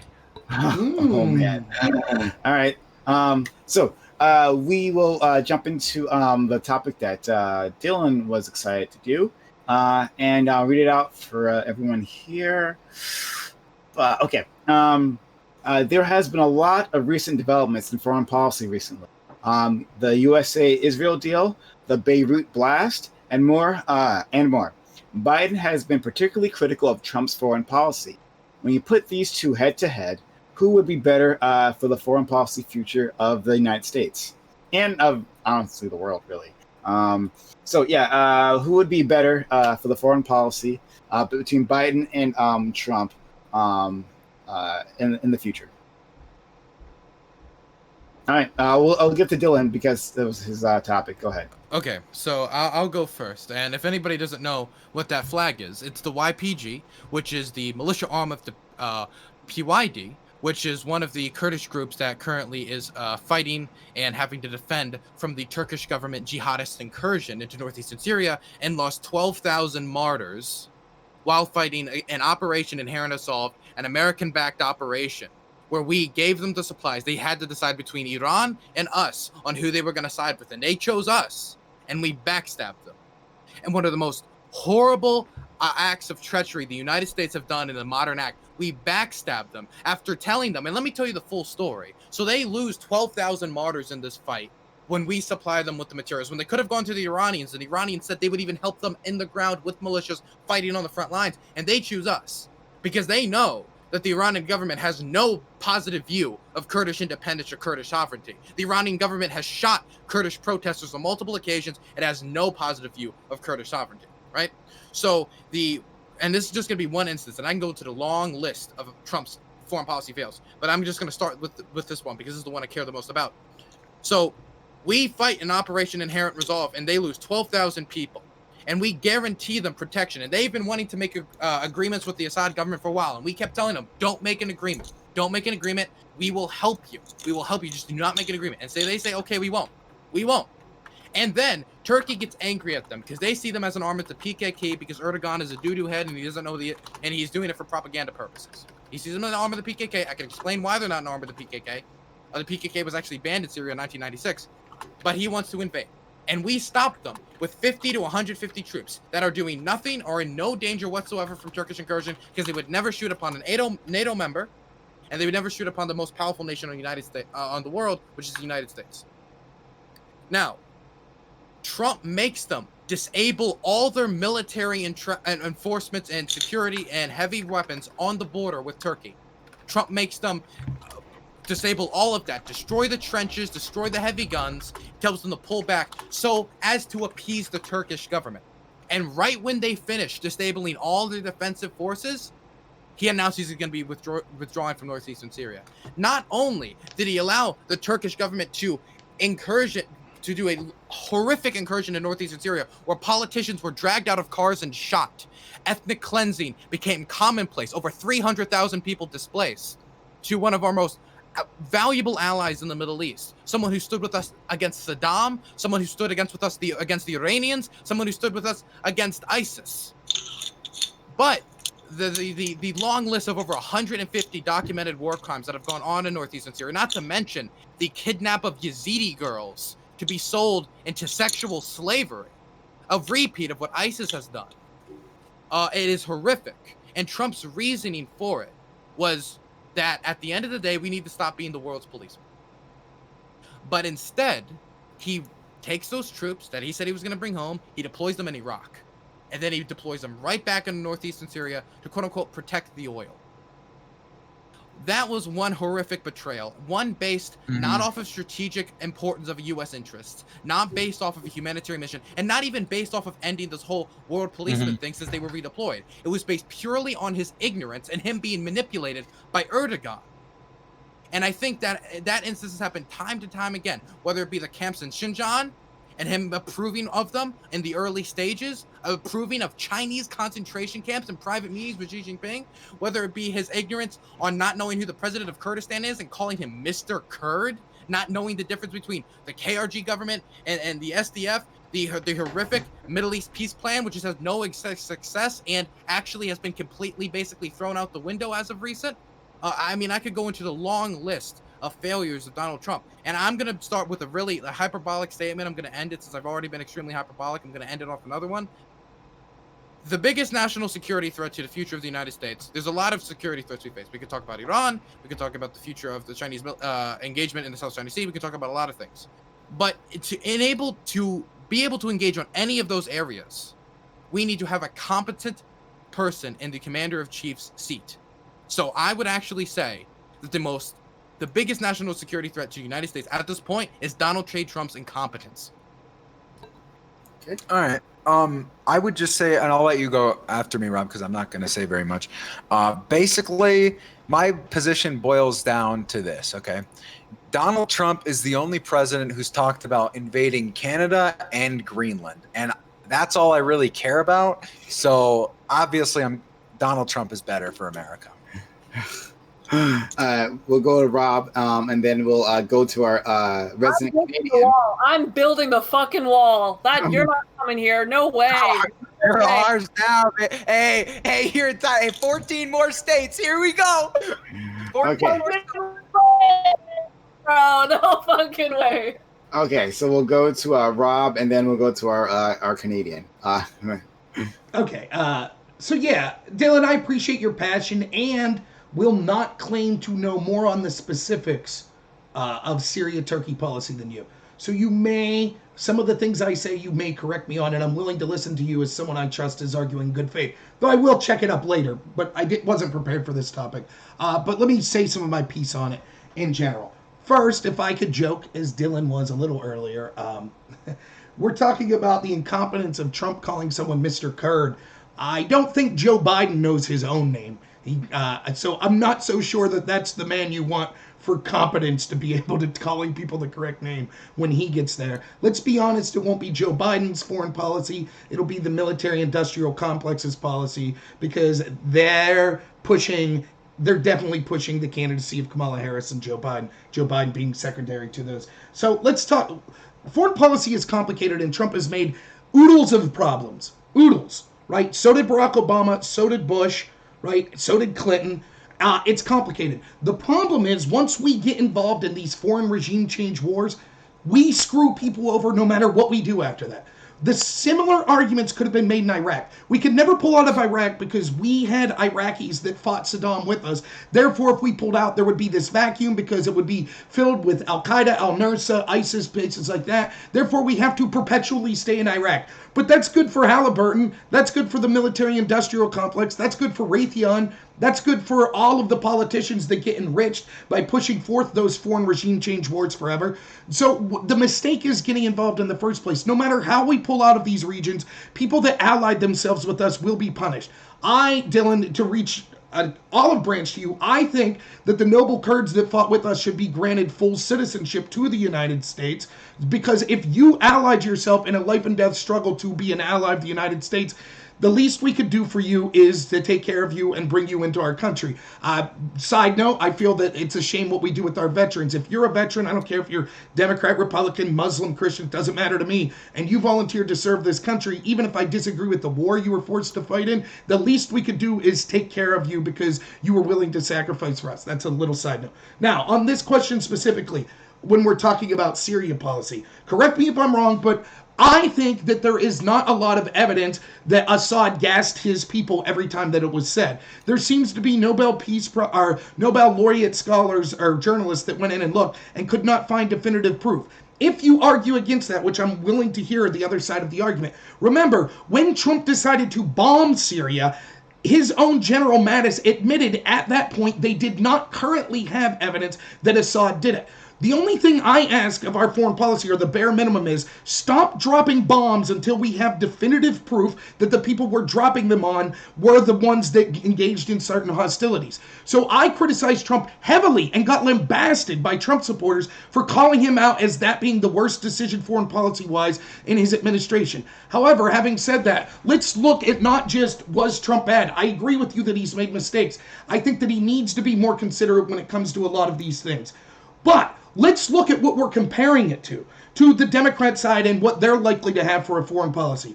And I know you've heard me talk about this before, Dylan. Remember, the entire foreign policy establishment freaked out over Trump suggesting that perhaps we should pull out of our NATO alliance or our obligations as strong to them. One of our NATO allies is Turkey. We currently station nuclear weapons in Turkey. And yet we're admitting the same people, mainly in the establishment Republican and Democrat Party, that say, oh, no, we can't pull out of Afghanistan, because make no mistake about it, there is bipartisan decrying of Trump pulling these troops out. The same people are like, oh, we can't pull out because Turkey are bloodthirsty, genocidal maniacs that will kill our allies, the Kurds, but we have to continue to defend them in NATO and station nuclear weapons there. It makes no sense. That will be the foreign policy of Joe Biden and Kamala Harris. Even if you think Trump's policy in that situation is a disaster, how will it be any better to endorse a Biden-Kamala ticket that will totally embrace Turkey, the country that you're saying is genocidal? And then we see other problems where around the world, we see, for example, Trump's always called the xenophobic president. There are things about him that possibly you could make that claim, though I would quibble with each individual response. Certainly, the number one example of xenophobia we've seen in the past 4 years is in the form of the Democrats, who see Russians under every bed. And they wanted a no-fly zone in Syria, which would have pushed us to armed conflict, quite possibly with a nuclear-armed superpower. So all of this stuff where they're constantly pushing us toward more aggressive. And let's not forget, Joe Biden was president when the disastrous foreign policy of Barack Obama took place. Like the overthrowing of Muammar Gaddafi, who, say what you will, he wasn't a great man, but Libya at least was a country in Africa that had human rights they even had human rights such as if you were an adult, you got a house. The literacy rate in Libya was so much higher than surrounding countries in Africa. Now it's destroyed because we decided to back what amounted to Islamic terrorists to overthrow Gaddafi. Hillary Clinton, who also would be part of the foreign policy apparatus or the ideas like her with Joe Biden, when she was asked about the death of Gaddafi, whom, let's not kid ourselves how he was killed. He was taken out, sodomized with a bayonet, and paraded while he still moaned and was alive and was being tortured by the terrorists that killed him. When Hillary Clinton was asked about this, she laughed and said, we came, we saw, he died. The Benghazi situation, what was really going, had to do with disastrous foreign policy of our government, in both parties, that were gun running to Islamic terrorists. So on one hand, we say we have to take away your rights, Americans, to fight Islamic terrorism, but then we arm Islamic terrorists in places like Syria included. So I think that I'm not denying there are criticisms of Donald Trump to be made politically when it comes to foreign policy, but to pretend that a disastrous neoliberalist policy that's just the policy of Dick Cheney and George Bush that'll be put forth by Joe Biden and Kamala Harris would be better, I think is a huge mistake. Okay, I'll give Plethora a chance to talk, and then back to you, Dylan. Yeah, first off, I feel inclined just to say, Ender, I really don't think you should be advocating. I don't know where Ender is now. Okay, he's there. I see his little letter. Ender, I really don't think you should be advocating for the invasion of Canada when you don't even know how many fucking provinces and territories there are in Canada. It's not 14, it's 13. I could sing the song for you if you want, but I won't waste time. Look, I'm the Canadian on the panel. People hate when Canadians talk about U.S. shit from what I've experienced before. Not necessarily folks on the panel or necessarily folks in chat, but I will be brief. A quick Google search found that I mean, okay. I'm a left-leaning person, right? Do I support Trump? Absolutely fucking not. Why? Here's the thing. I mean, in 2017 alone, we had the withdrawal from the TPP. We had the travel ban. We had the striking of Syria. The U.S. Left the 2015 Paris Climate Accord. We had the North Korea fucking Twitter threats. We had the winding down and ending of DACA. And by the way, this was all in 2017 alone.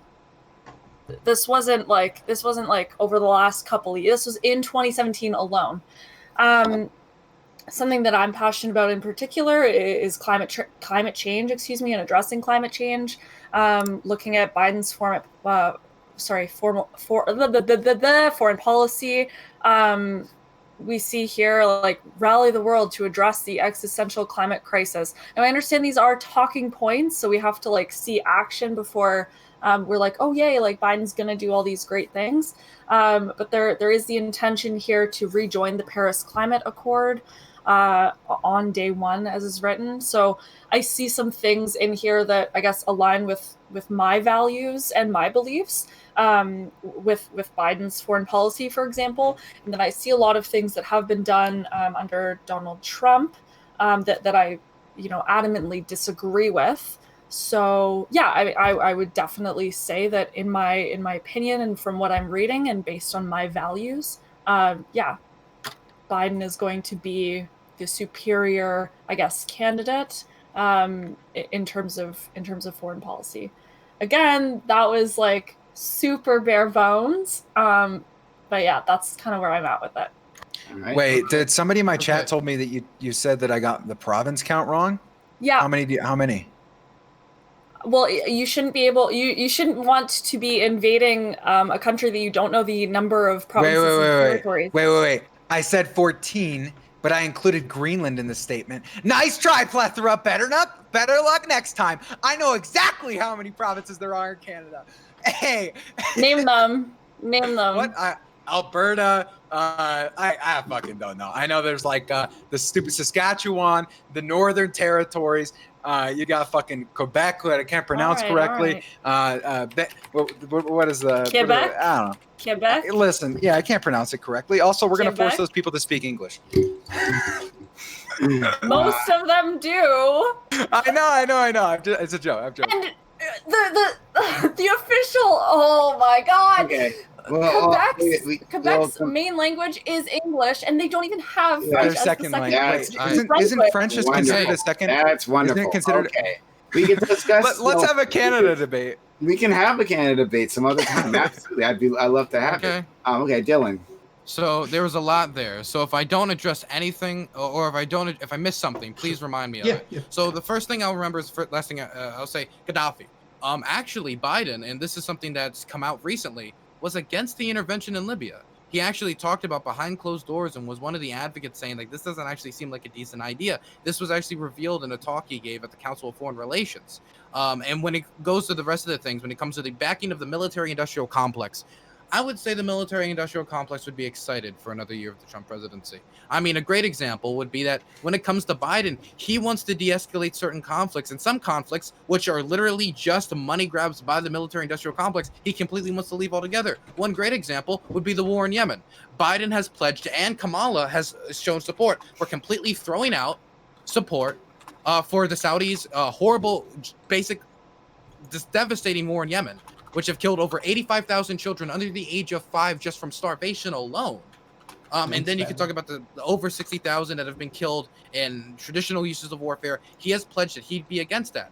After the killing of Jamal Khashoggi, there were bipartisan legislation that went through the House and Senate, supported by Bernie Sanders and Republican Senator Mike Lee, Ro Khanna, a whole host of progressives, moderate Republicans, and a whole host, and went through the House and the Senate during a time where many bills were being actually stopped, and he went out of his way to veto it and protect the interests of the military-industrial complex. And Trump was actually very blunt about why he supports the war in Yemen. He just said jobs. He just says he wants to continue to give weapons manufacturers the jobs in this country. So he's very blunt about being tied to the military-industrial complex. And even if I was to say, of course, any U.S. president that's going to get elected is going to have some ties to that industry, I would make the argument that Trump has much deeper ties to the industry.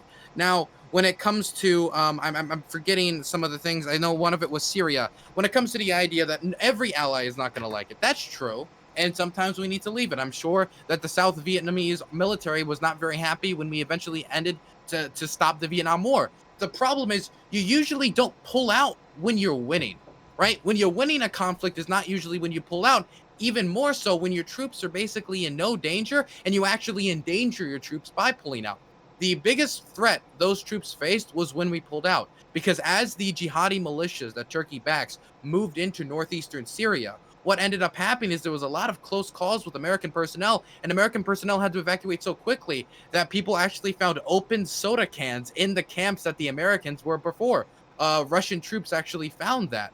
So when we talk about northeastern Syria, what we're talking about is he expanded the war in Syria essentially by pulling out of northeastern Syria. Not by him like invading or doing anything of that sort, but by opening a whole new front where over 150 American troops were able to stay there and prevent the expansion of the war. And we unnecessarily had basically won in northeastern Syria, and all we had to do was preserve that victory, was keep 50 to 150 troops there. And I'm telling you, if you talk to any of the troops that were eventually told to pull out, many of them, after interviews after the fact, said they felt shame.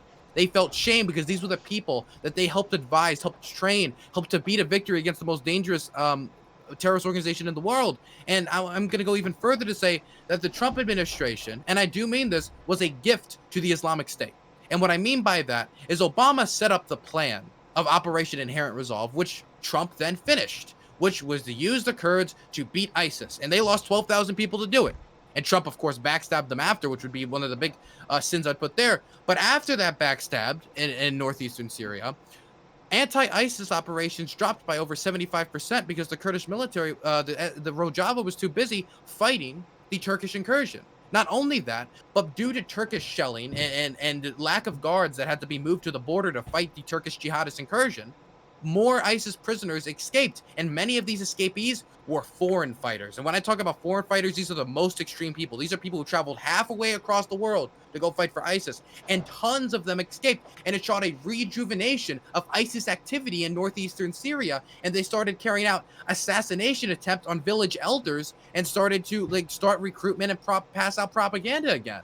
That decision, not only was it a backstabbing decision, but it was a gift to the Islamic Republic. Now, I'm trying to remember some other stuff. I know you brought up the gas attack. That is an extremely in-depth conversation. I can show you I'd love to talk to you about it, because I've seen some of the stuff you've said, and I think you know more about it, but I still question whether Assad gasses on people. So it's probably a long conversation. I would point to what happened in 2013 with the gas attack. I would point to what was more recent, what actually led to the Trump gas attack. I would point to tests done by the Organization to Prevent Chemical Weapons that she did tests on the material and said it was incontrovertible that there was a gas attack. I would point to the United Nations confirming that it happened in 2013. I would point to a lot of organizations, and I will say that there will be the odd scholar, the odd person to come out and say this, and there will be like leaked documents that don't show the whole picture. That will happen. This happens with any time some atrocity happens by some government. The same thing happened to Gaddafi. About a lot of the crimes Gaddafi did. A lot of the same denialism came from either high-profile figures. I mean, I don't want to be mean here because I know you mean no malcontent. But a lot of the stuff when it comes to Holocaust denialism is what will happen is somebody gains a lot of expertise in one field, and then we'll try to apply it to another field when they don't have that expertise, right? Or a better example would be climate deniers who like deny climate change is going on, gaining a lot of like expertise in a field that isn't really climate science, but they're scientists. So then when they pledge against it, that it's not happening, it's given some credibility. Now, Mattis, of course, has credibility in the foreign policy field, but I would point to the long set of evidence and a long set of institutions that have said that this occurred next to Mattis. Now, that I don't think it's responsible to have here. Okay, I know, so but I want to have the discussion with you at a later date. Yeah. Okay. Okay. And So I want to let someone else in because you guys are going back and forth. And next time, let's have smaller chunks so that people can jump in. So I'm going to let Plethora and I'm going to let Endernax in. But before I do that, I gotta say one thing. Got to confirm from Dylan, right? So Biden said he's going to end the Yemeni war, right? But not end it. Oh, sorry, not end it. And supplying American arms for it. Yes. Okay. But to be fair, that started under President Obama, correct? Of course, but that was started on the Saudi Arabian initiative to move into to Yemen to stop the Houthi basically rebellion. Yeah. After 5 years of slaughter, obviously the Saudi Arabian military showed itself to be completely incompetent in engaging any type of warfare and not and being any effective. And when we talk about the conversations that went on behind closed doors towards American officials, the type of thing it was kind of like the we'll be home by Christmas vibe. Right. Yeah. And while I will condemn Obama for basically giving any support for it, support has heightened under Trump. And after 5 years of conflict and the murder of Jamal Khashoggi, generally the bipartisan position is that we should end support of it. But Trump is one of the lone stars who are like, no, let's keep going. Let's keep supplying the war. Okay. Fair enough. All right. Then we'll go Plethora. We'll go to Endernax. Then we'll make room for Mabase if he wants to add something. Okay. Plethora. I'm just genuinely curious, I guess, if anyone on the panel thinks that Trump would be a better candidate for foreign policy. Yes. Like, obviously, Dylan isn't. Okay. Yes. Wait, I do. Listen, Okay. if he goes through with his plan to invade Canada and Greenland, we will be secured for the next 100 years of American hegemony. That's the best thing that we could possibly do. But you're actually in favor of this. He's joking. What? Obviously. Well, what do He's you mean? memeing. Wait, He's you memeing. get state representation. You'd have a democracy. You guys would have representatives. We could expand the amount of Which representatives. we have. Dylan, we'll have to but have a they could be conversation on your American. channel. They could be Memeing. American instead. He's Mimi. Endernax, please. Come on, don't ruin my panel. Come on, this is All my right, time to I'm shine. sorry. Come on. I just listen. I'm on the fence. Actually, I don't know. To be honest with you, Plethora. Memes aside, I had a discussion with Dylan today because a lot of the way that I view foreign policy is through the lens of like, okay, who's going to be better against China? And I have my reservations about Joe Biden, but Dylan actually did a decent job of like persuading me that my fears weren't as valid as I thought they were. So I'm on the fence here, and the truth is I need to do more research before I make up my mind. So on this particular issue, anyways. I would comment when it comes to China, right? Because this is something that like people will be like, well, Biden will be weak on China, but Trump's been hard on China. I would put forward the idea that has been revealed. Now you can like say that it's not, there's no audio evidence of it. Okay, that's fine. We can debate the legitimacy of the claim, but it has been shown, and there's been testimony saying that Trump, and he does this all the time with authoritarian leaders or really any world leader, that he really likes, he values from his business background, personal relationships. And I could say those are useful in foreign policy, but I think he relies on them too much. And during conversations with Trump, Xi Jinping basically sold what was going on in Xinjiang as anti-terror. And he said, basically, this is like after what you guys did after 9/11. You tried to engage in anti-terror activities, and we were trying to have our own struggle there in Xinjiang, and Trump approved of it. He approved of modern concentration camps in northeastern China. Now, I mean, in China, in this province of Xinjiang. Now, I don't think that comes from a place where he like, well, they're Muslim, I want to put them all in camps. I think that comes from a place of ignorance. And that's my main concern when it comes to Trump, when it comes to calling somebody Mr. Kurd, when it comes from him not knowing the difference between the Kurds in northeastern Syria and the Kurds in Iraq, when it comes to the SDF versus the KRG, and while not knowing that, also making major decisions that led to an entire shift of U.S. policy when it came to Syria, just general ignorance. And I have not even touched on his advocating for committing war crimes. And a lot of that side of the argument being discussed. But I'd like to hear from Mabasi too. Yeah. Yeah. So I'll let Mabase jump in, and then up straight to you, Rob.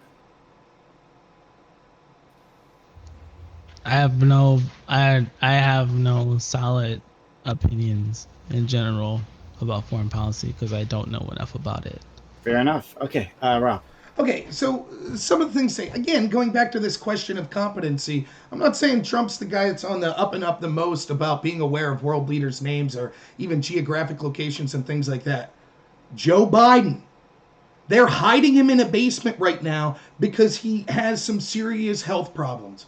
And he's having trouble remembering things. And I'm not trying to be rude or joke here. I mean, if your argument, again, we're not just looking at Trump in a vacuum. Who's going to be the leader? Do you really expect Joe Biden to have his mental faculties together to have complicated discussions with world foreign leaders and understand geographic locations? I don't expect that at all. I think that it's ludicrous to think from the performance we've seen from him so far that he would be capable of doing that. Now, okay, but real quick on that note, though, there is protocol and procedure where if someone does, say, pass away or does not have their faculties, that a VP would step up. Like there is protocol for that. It's not necessarily Biden versus Trump, right? It's Republicans and Democrats. It's very different.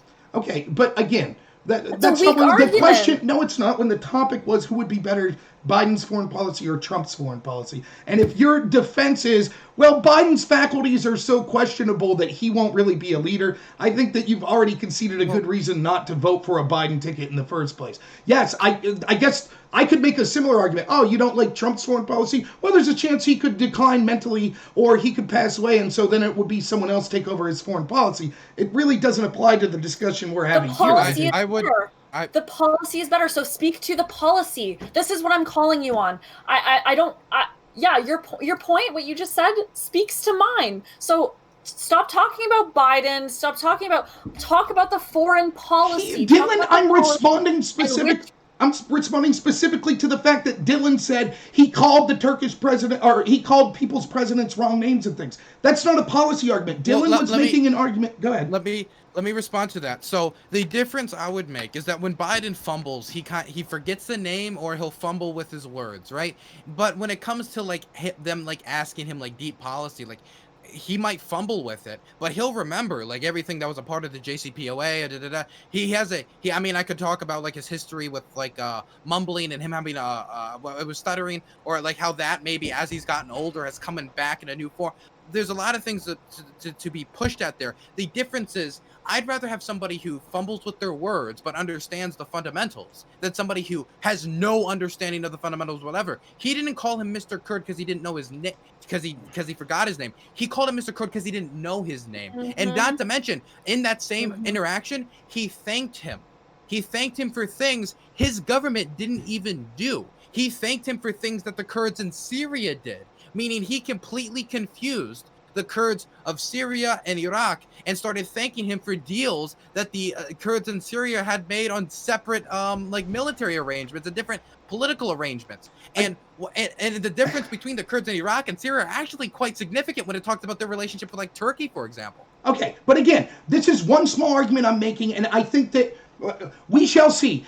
If Biden's just a fumbler of words, I'm sure he'd have no problem addressing the media and being public to discuss many of these positions, including debating them. Oh, wait, it seems like he's being hidden away from the media, so it doesn't sound like just a fumbler of words, but that's really articulate. Okay, what are your other arguments? Okay, I'm getting to that. But again, don't criticize me for responding to the argument. I'm just responding to the argument in kind. Now, as far as the rest of the arguments, yes, I understand the arguments that Biden's making on Yemen. Words are cheap. I understand that when when he was part of the administration that started the war on Yemen as well. So it's easy to just be like, oh, yeah, I'd be against that. Again, this is what we often see. The Democrats, the establishment Democrats, which Joe Biden and the Kamala Harris, and again, has to do with policy and not just them as specific people plethora, but the Democratic foreign policy. We see how it was. Oh, we're against the Iraq war and the Afghanistan war. Voted for by Joe Biden, by the way. We're against those. But then as soon as our guy Obama's in there, then yay, we'll start dropping bombs and do all this stuff again and yay. Oh, but now we're against them again because it's Donald Trump.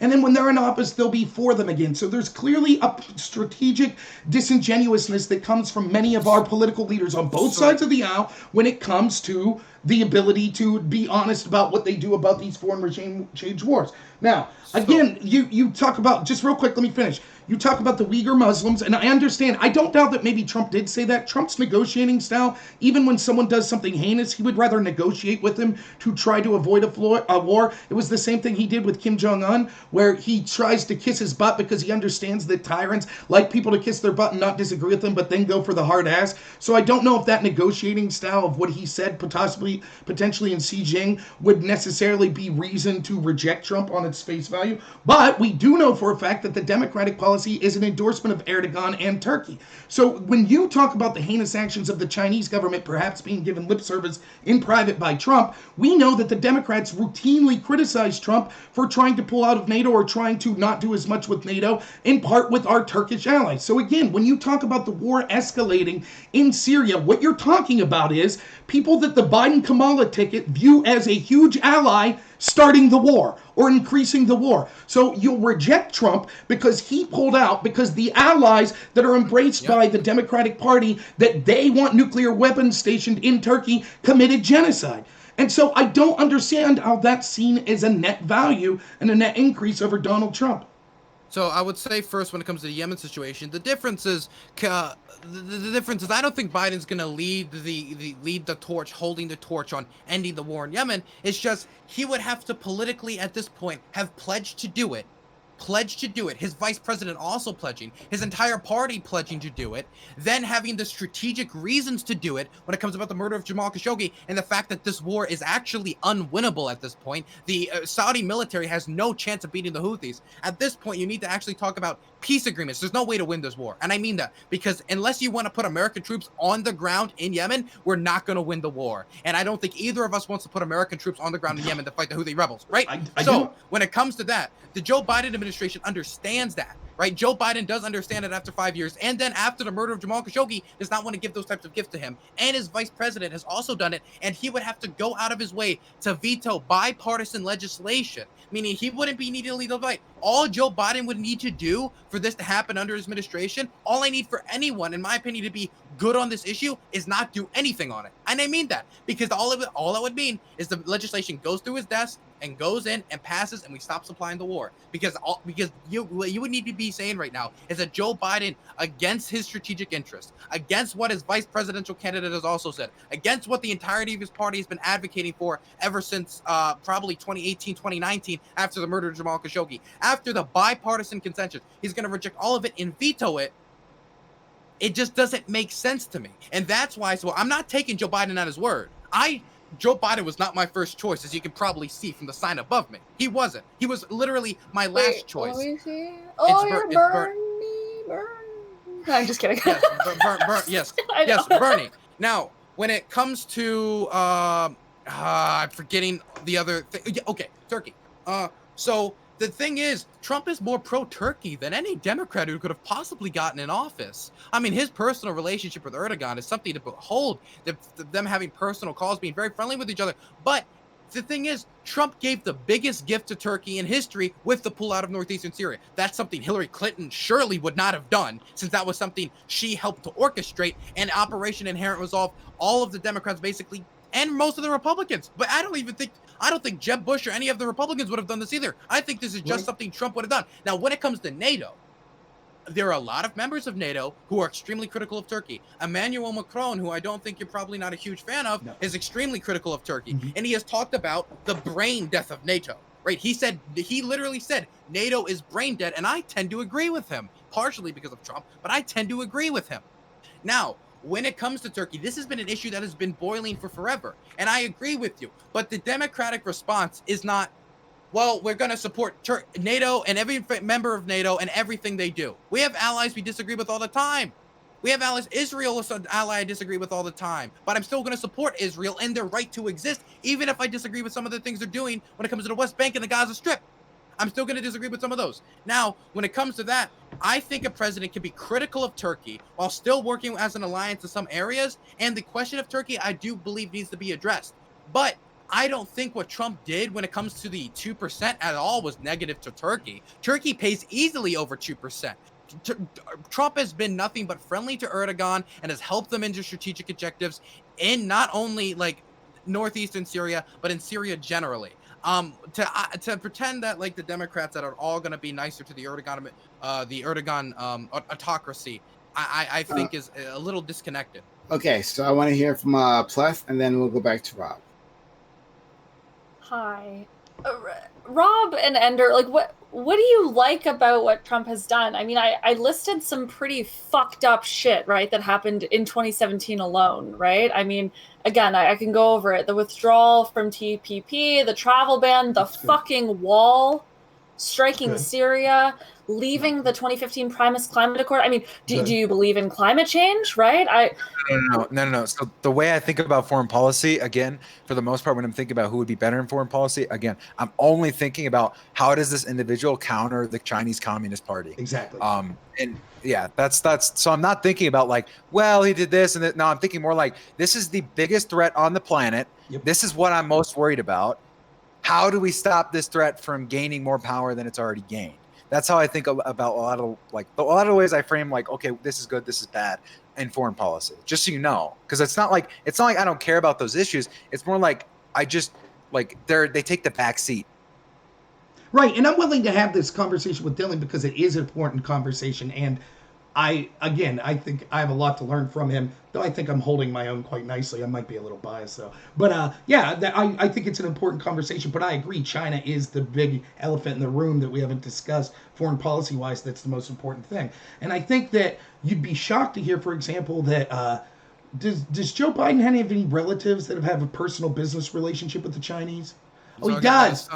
Yes, $1.1 billion energy deal. And look, it's clear. Is it 1.1? Wait, because I could not find an actual number. I looked before. I thought it was 1.1 billion. I'm obviously not prepared, so I'd be willing to say that I'm incorrect on that number. I honestly don't know because he won't release the number. Exactly. So what the issue is that the firm linked to Hunter Biden refuses to release the amount that the CCP invested in their firm, which is like. Come on, guys. It's bad. You're not that dumb, right? Come on. I got more to say. Wait. I got a comment here. So, I'm sorry, Pleth, but I got a comment here. I know this like it's the back of my fucking hand. So, when it comes to Joe Biden on China, you couldn't find a Democrat that would be more aggressive, and I do mean that. I do mean that genuinely. Do you want to know why? Well, he's flipped the Obama administration basically started all the policies that were kind of like against China that have been somewhat successful. The most biggest example of that being freedom of navigation operations were started by the Obama-Biden administration to help enforce international law in the South China Sea and to counter their claims of sovereignty over the islands in the South China Sea. And those operations were started under Biden. And thankfully, Trump has continued them. Now, wait a minute. Now, let me call you out on something that's slightly disingenuous. Go ahead, Plethora, then I'll... With that, but just really quickly, like with that though, like imagine having a fucking foreign policy for your nation that pretty much exclusively focuses on one other fucking nation. That is weak. That is weak foreign policy. Right. I guess that FDR shouldn't have been focused on Nazi Germany either, I guess. If they're the biggest threat, then why wouldn't we be primarily focused on them? The way I see the CCP is analogous to Nazi Germany. Right. Dylan won't go that far. But I literally see them as that evil. So, and this is what I care about. Right. And let me talk just one moment that's a little tension between your argument here, Dylan, is on one hand, when I point to the disastrous foreign policy decisions that Biden committed under Obama, you say, well, that's different. Now he has a different position on that. But then when you point to foreign policy decisions under Obama that Biden had, you're like, oh, see, Biden should get credit for these foreign policy decisions. Show me one example of Biden saying that he's going to be tough on China. What specific... His whole advertising campaign isn't being shown. I remember him like saying like, Trump has been friendly to the Xi Jinping of communist regime and being so what's his look policy? at all these compliments. Policy, the continued operation of freedom and navigation. He started it. He's the one who knows best how to continue it. And now you can say, well, the difference here is you're being okay with them with Libya. You're able to disconnect Biden, but with this, you aren't. The difference is Biden was always supportive of freedom of navigation operations. He was not always supportive of the intervention in Libya. That would be the complete difference I would make there. I can say that a vice president does have disagreements with their things. Now, the thing is, I would also point out Joe Biden's policy failures. He was in favor of the Iraq war, like Donald Trump, for example. By the way, President Trump was also in favor of the intervention in Libya. He was. There's footage of him he wasn't in office when he did it, like Biden. Yeah, but the thing is, that's his judgment, and we all know he's a gut type of guy who goes by his gut. And I think that he still holds a lot of the same mentalities that he held back then. He still threatens war crimes while in office. Okay, so let me ask you this. If Joe Biden understands the existential threat that is China, right? You're telling me that he then knew that his child was engaged in a business relationship with the communist government of China, and he isn't out there saying this needs to be investigated. In fact, I bet if Trump would try to investigate this, just like the corrupt dealings that Hunter Biden had in Ukraine, that Trump would be impeached again over it. Because that's and here's the thing. When we talk about, like, one of the things I wanted to point out when you say, there is bipartisan opposition to the war in Yemen. Yes, isn't that the truth? Because when it comes to the top levels of the establishment Republican and government, they are all warmongers that back the military-industrial complex. That's why despite all the lip service, they were all for Iraq, they were all for Afghanistan, they're all for bombing Syria, they were all for Libya, and on and on and on. And it is clear there is a bipartisan effort to downplay the danger of China. And they don't like when Trump talks even bad about China. And we can see that the influence that China has been spreading all through when it comes to intellectual property theft, when it comes to influencing our education system, when it comes to stealing technology through our education system, and when it comes to 5G and the things that they're going to try to do with that to steal our data, on and on and on. This occurs, yet we don't hear the Democratic Party saying anything. We can see that the relationship that we have with companies like Google that have so much power in our country and how they're beholden to the Chinese government, and yet the Democrats and Party question every time that Trump wants to bring up this incestuous relationship between Google and the Chinese government. So this sort of stuff goes on and on and on and on. And the other question I wanted to ask you specifically was, again, my contention is once we are involved in the war, there is never a good time to come back. Every single time we could say, now withdrawing troops would put in danger the lives of the people that were there. So seeing as how there is bipartisan support for places like Afghanistan, Syria, Libya, Iraq, what would be the appropriate time to pull out of Syria, do you believe? We're still in Afghanistan almost 2 decades later, and there's bipartisan support for remaining. Okay, so before I said it, plethora.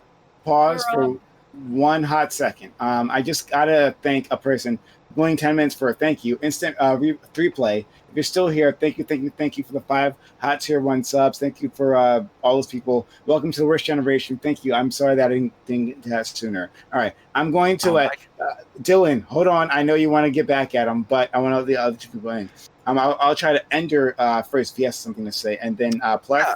And then I saw some people in your chat talk about TikTok, and I was curious of like plethora. Did you have like a hot take on TikTok or something?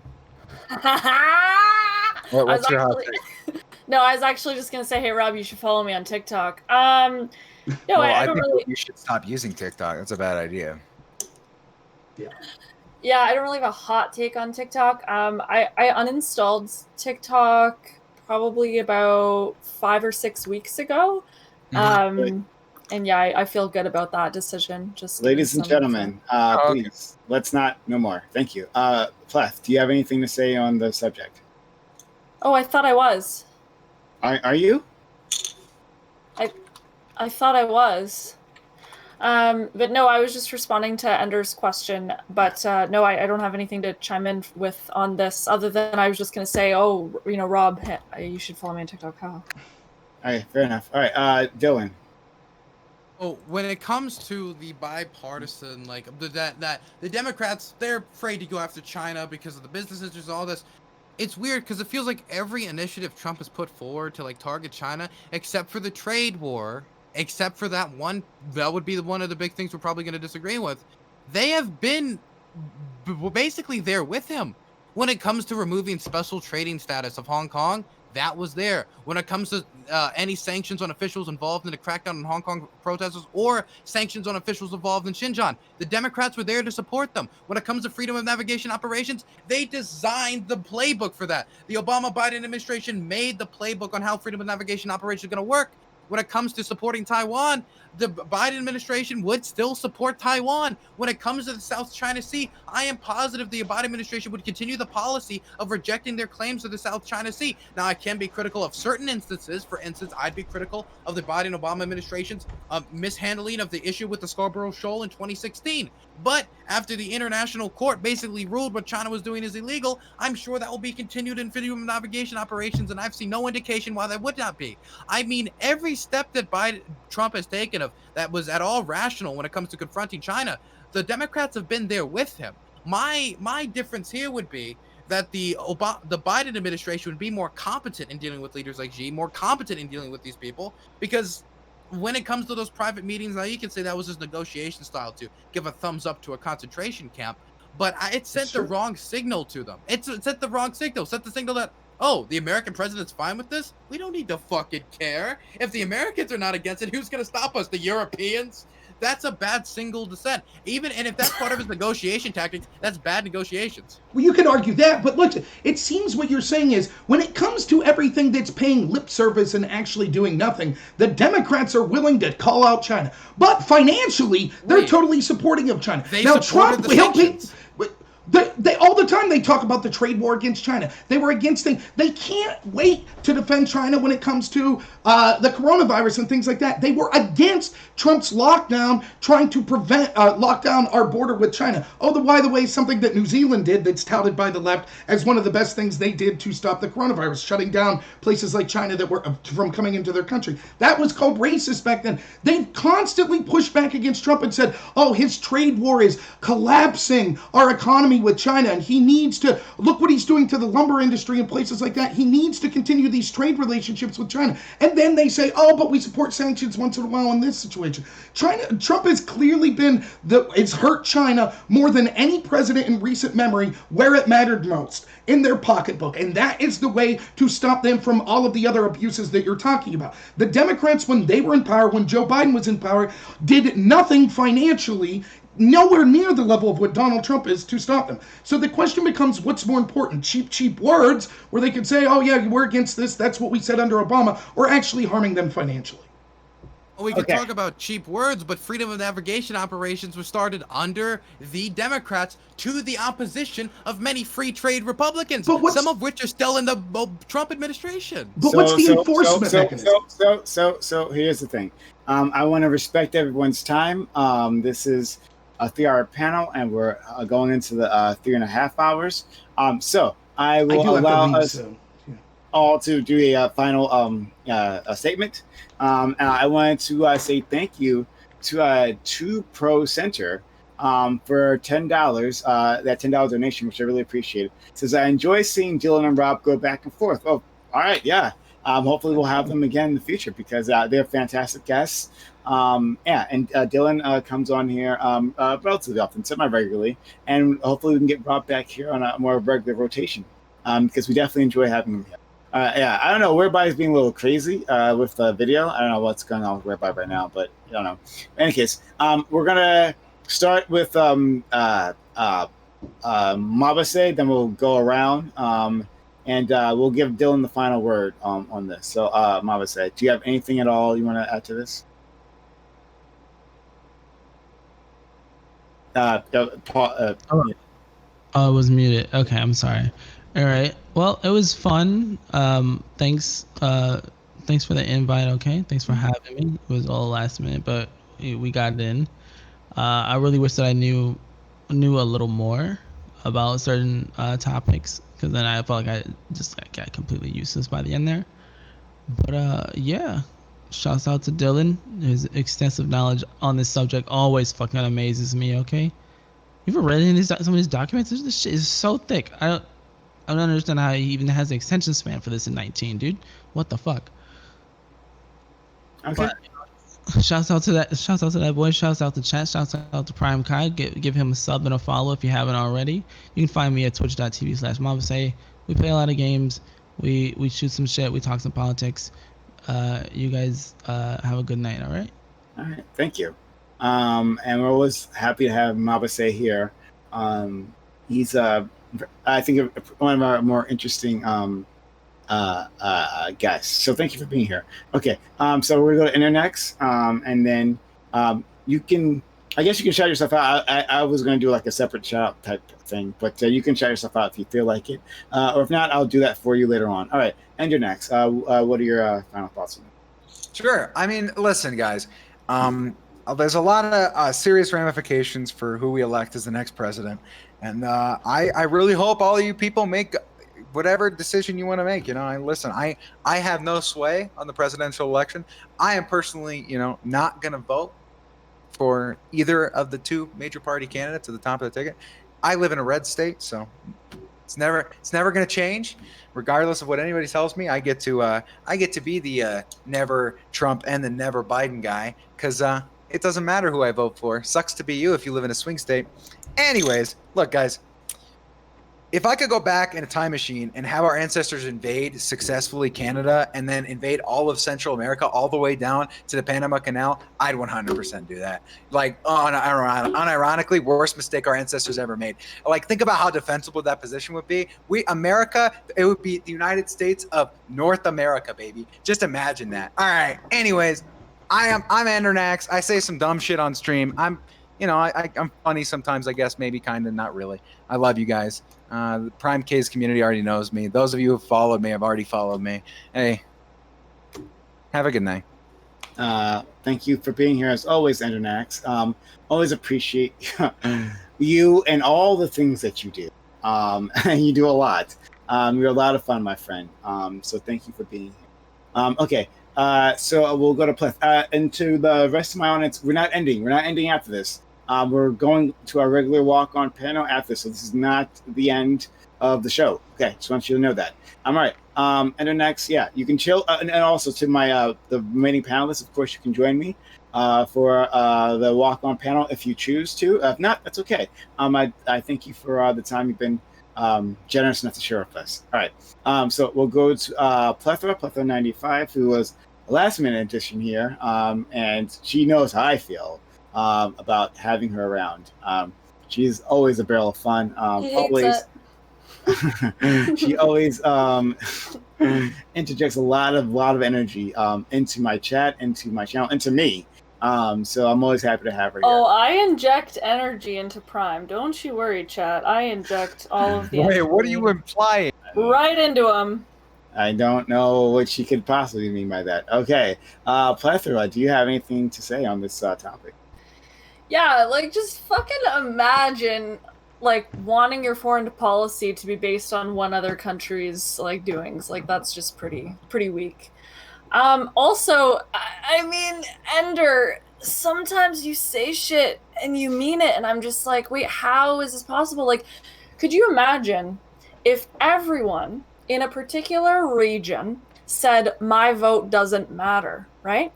You can imagine what the voter outcome, the turnout and the outcome might look like, right? But then imagine if all of those people who said my vote doesn't matter actually fucking voted. How that could change shit. I mean, it's just a ridiculous claim to make. Wait, I live in one of the reddest states, Plaid. Yeah, okay. But if everyone in your red state, it's not gonna happen.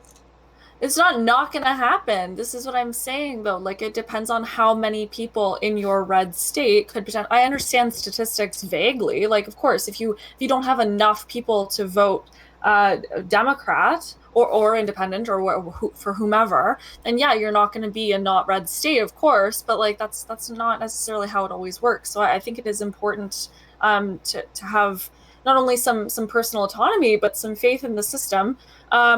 all that said, it's a shitty system, and about halfway through this conversation, I kind of realized, like, you know, who's a better option, Trump or Biden? I mean, if we have to pick the lesser of two evils, like, I would say obviously Biden, but we really need to, like, overhaul these broken systems of classism and oppression.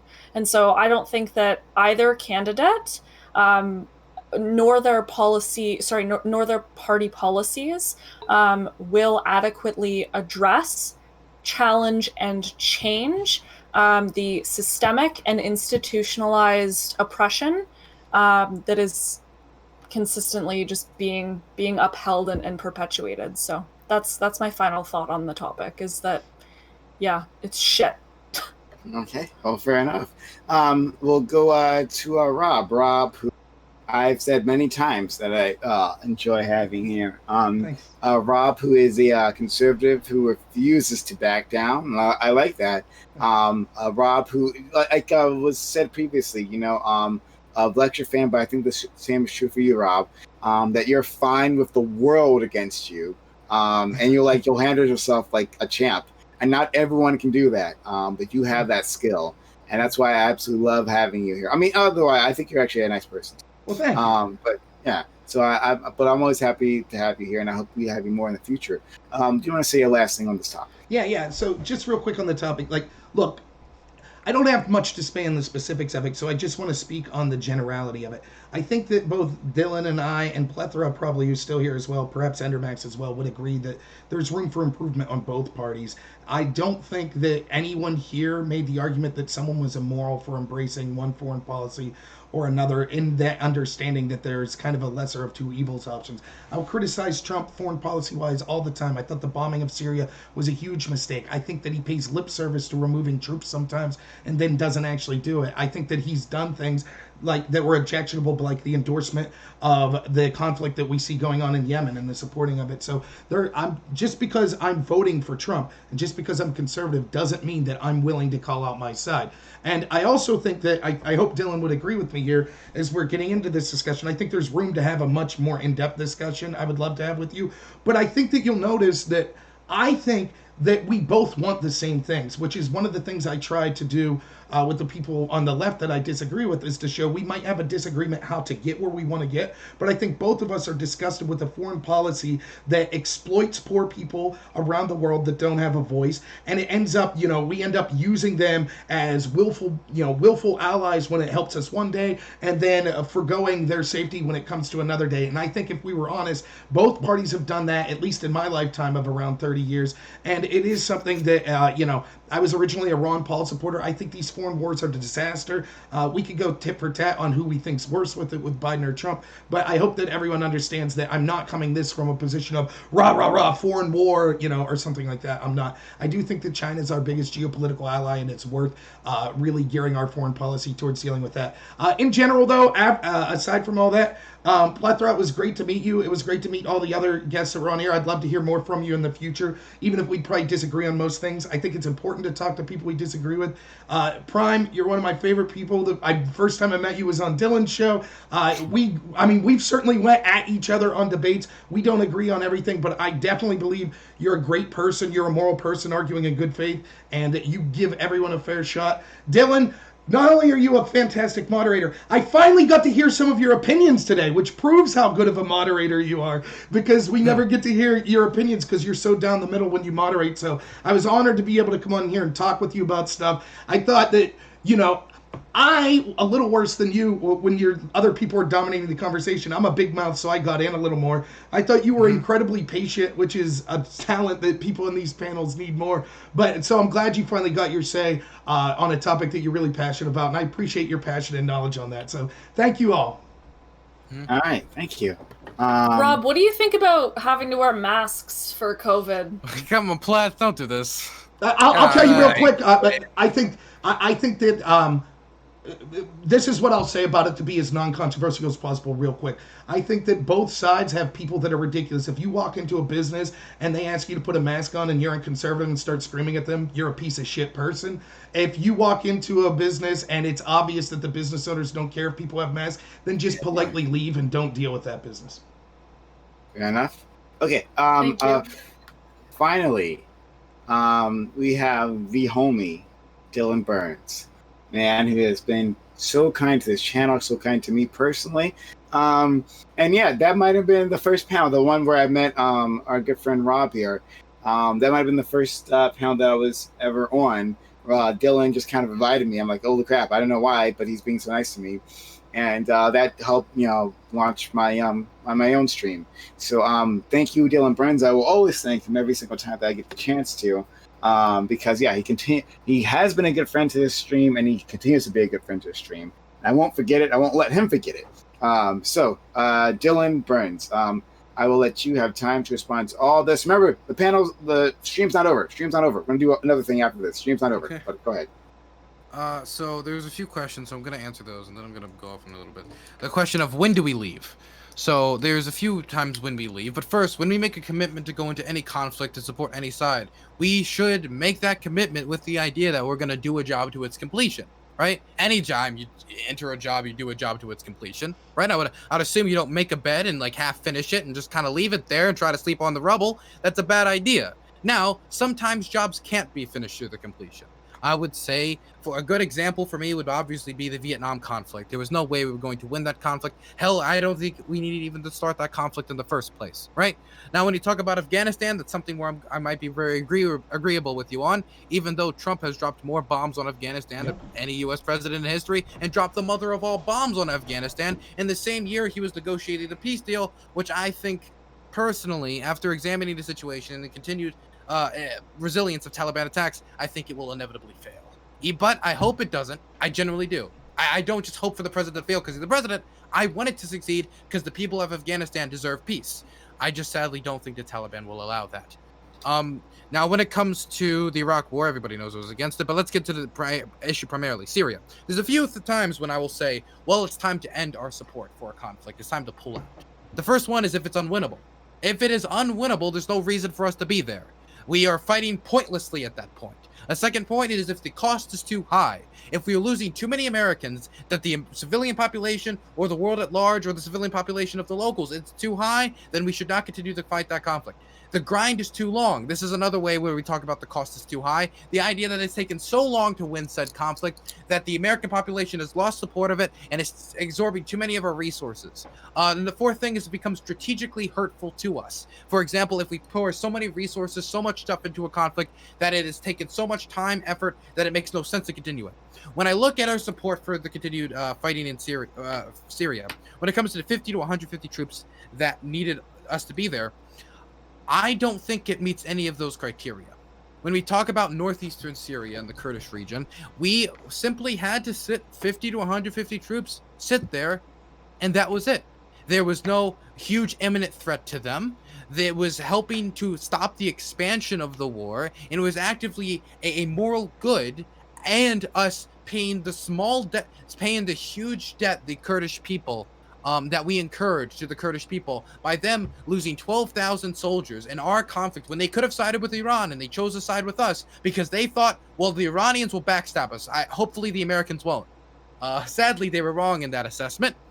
And so I would say since it meets none of the criteria, and I think it was a moral conflict, a conflict morally that we needed to continue to support, not only for our geopolitical reasons of continuing the fight against ISIS and continuing the anti-ISIS operations, but it also helped stop the expansion of the war in Syria. I think it was a good thing for us to have 50 to 150 troops. When it comes to all of our involvements in military conflicts in the Middle East, it was one of the least costly, it put the least amount of troops at risk, and it was probably one of the most moral conflicts where the locals wanted us there.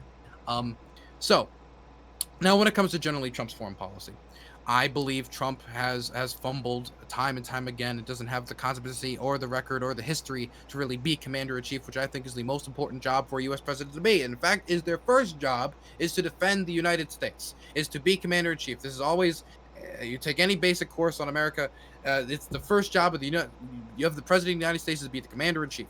And I think he has dutifully failed that job time and time again, and I think his objectives and goals are completely different than mine. I think I've gone over them. I could talk about the incessant bombing of Afghanistan, the continued support for the war in Yemen, him not breaking with the Saudis after the murder of Jamal Khashoggi. I could talk about the horrific betrayal of the Kurds in northeastern Syria and the expansion of the Syrian conflict. I could talk about the failure of his maximum pressure campaign on Iran after 4 years, basically turning it into another Cuba, in my opinion. I can talk about his recent humiliation at the United Nations at his inability to extend the arms embargo on Iran. I could talk about him advocating for war crimes, whether it be the bombing of the families of terrorists, like he said, or when he talked about bombing Iranian cultural institutions. Over 12, which actually the Pentagon had to distance himself from. There's a lot of stuff I could talk about. I covered some of it. I hope I can cover it in a future conversation with Rob. But I do genuinely believe, and this isn't me being hyperbolic, that the most dangerous national security threat to the future of America is, much like Macron said, is America becoming brain dead when it comes to the commander-in-chief. Is the idea that our president of the United States could have so little basic knowledge on it that they could make incompetent decision after incompetent decision, on top of being surrounded by people who have horrific foreign policy beliefs, whether it be Mike Pompeo to John Bolton to whoever it is around them at the time. Okay. Well, thank you for that. Can I say real quick, just in case people would want to follow me, I forgot to say this. Normal America on most platforms, Twitch, DLive, YouTube, either Normal America with Rob Nor or Normal America. Sorry, just wanted to plug that for a second. No, that's perfectly fine. And feel free to throw your links in the Twitch chat for everyone. And that goes for all of you as well. All right, so we're going to roll on through to our walk-on panel. Again, every single one of you who's here is welcome to come on there as well. If you can't, that's okay. I thank you for the moments in time that you shared with us. All right, so we'll do that. We're gonna jump into our Discord video as well. Thanks so much, guys, and have a great one. Thanks. Bye.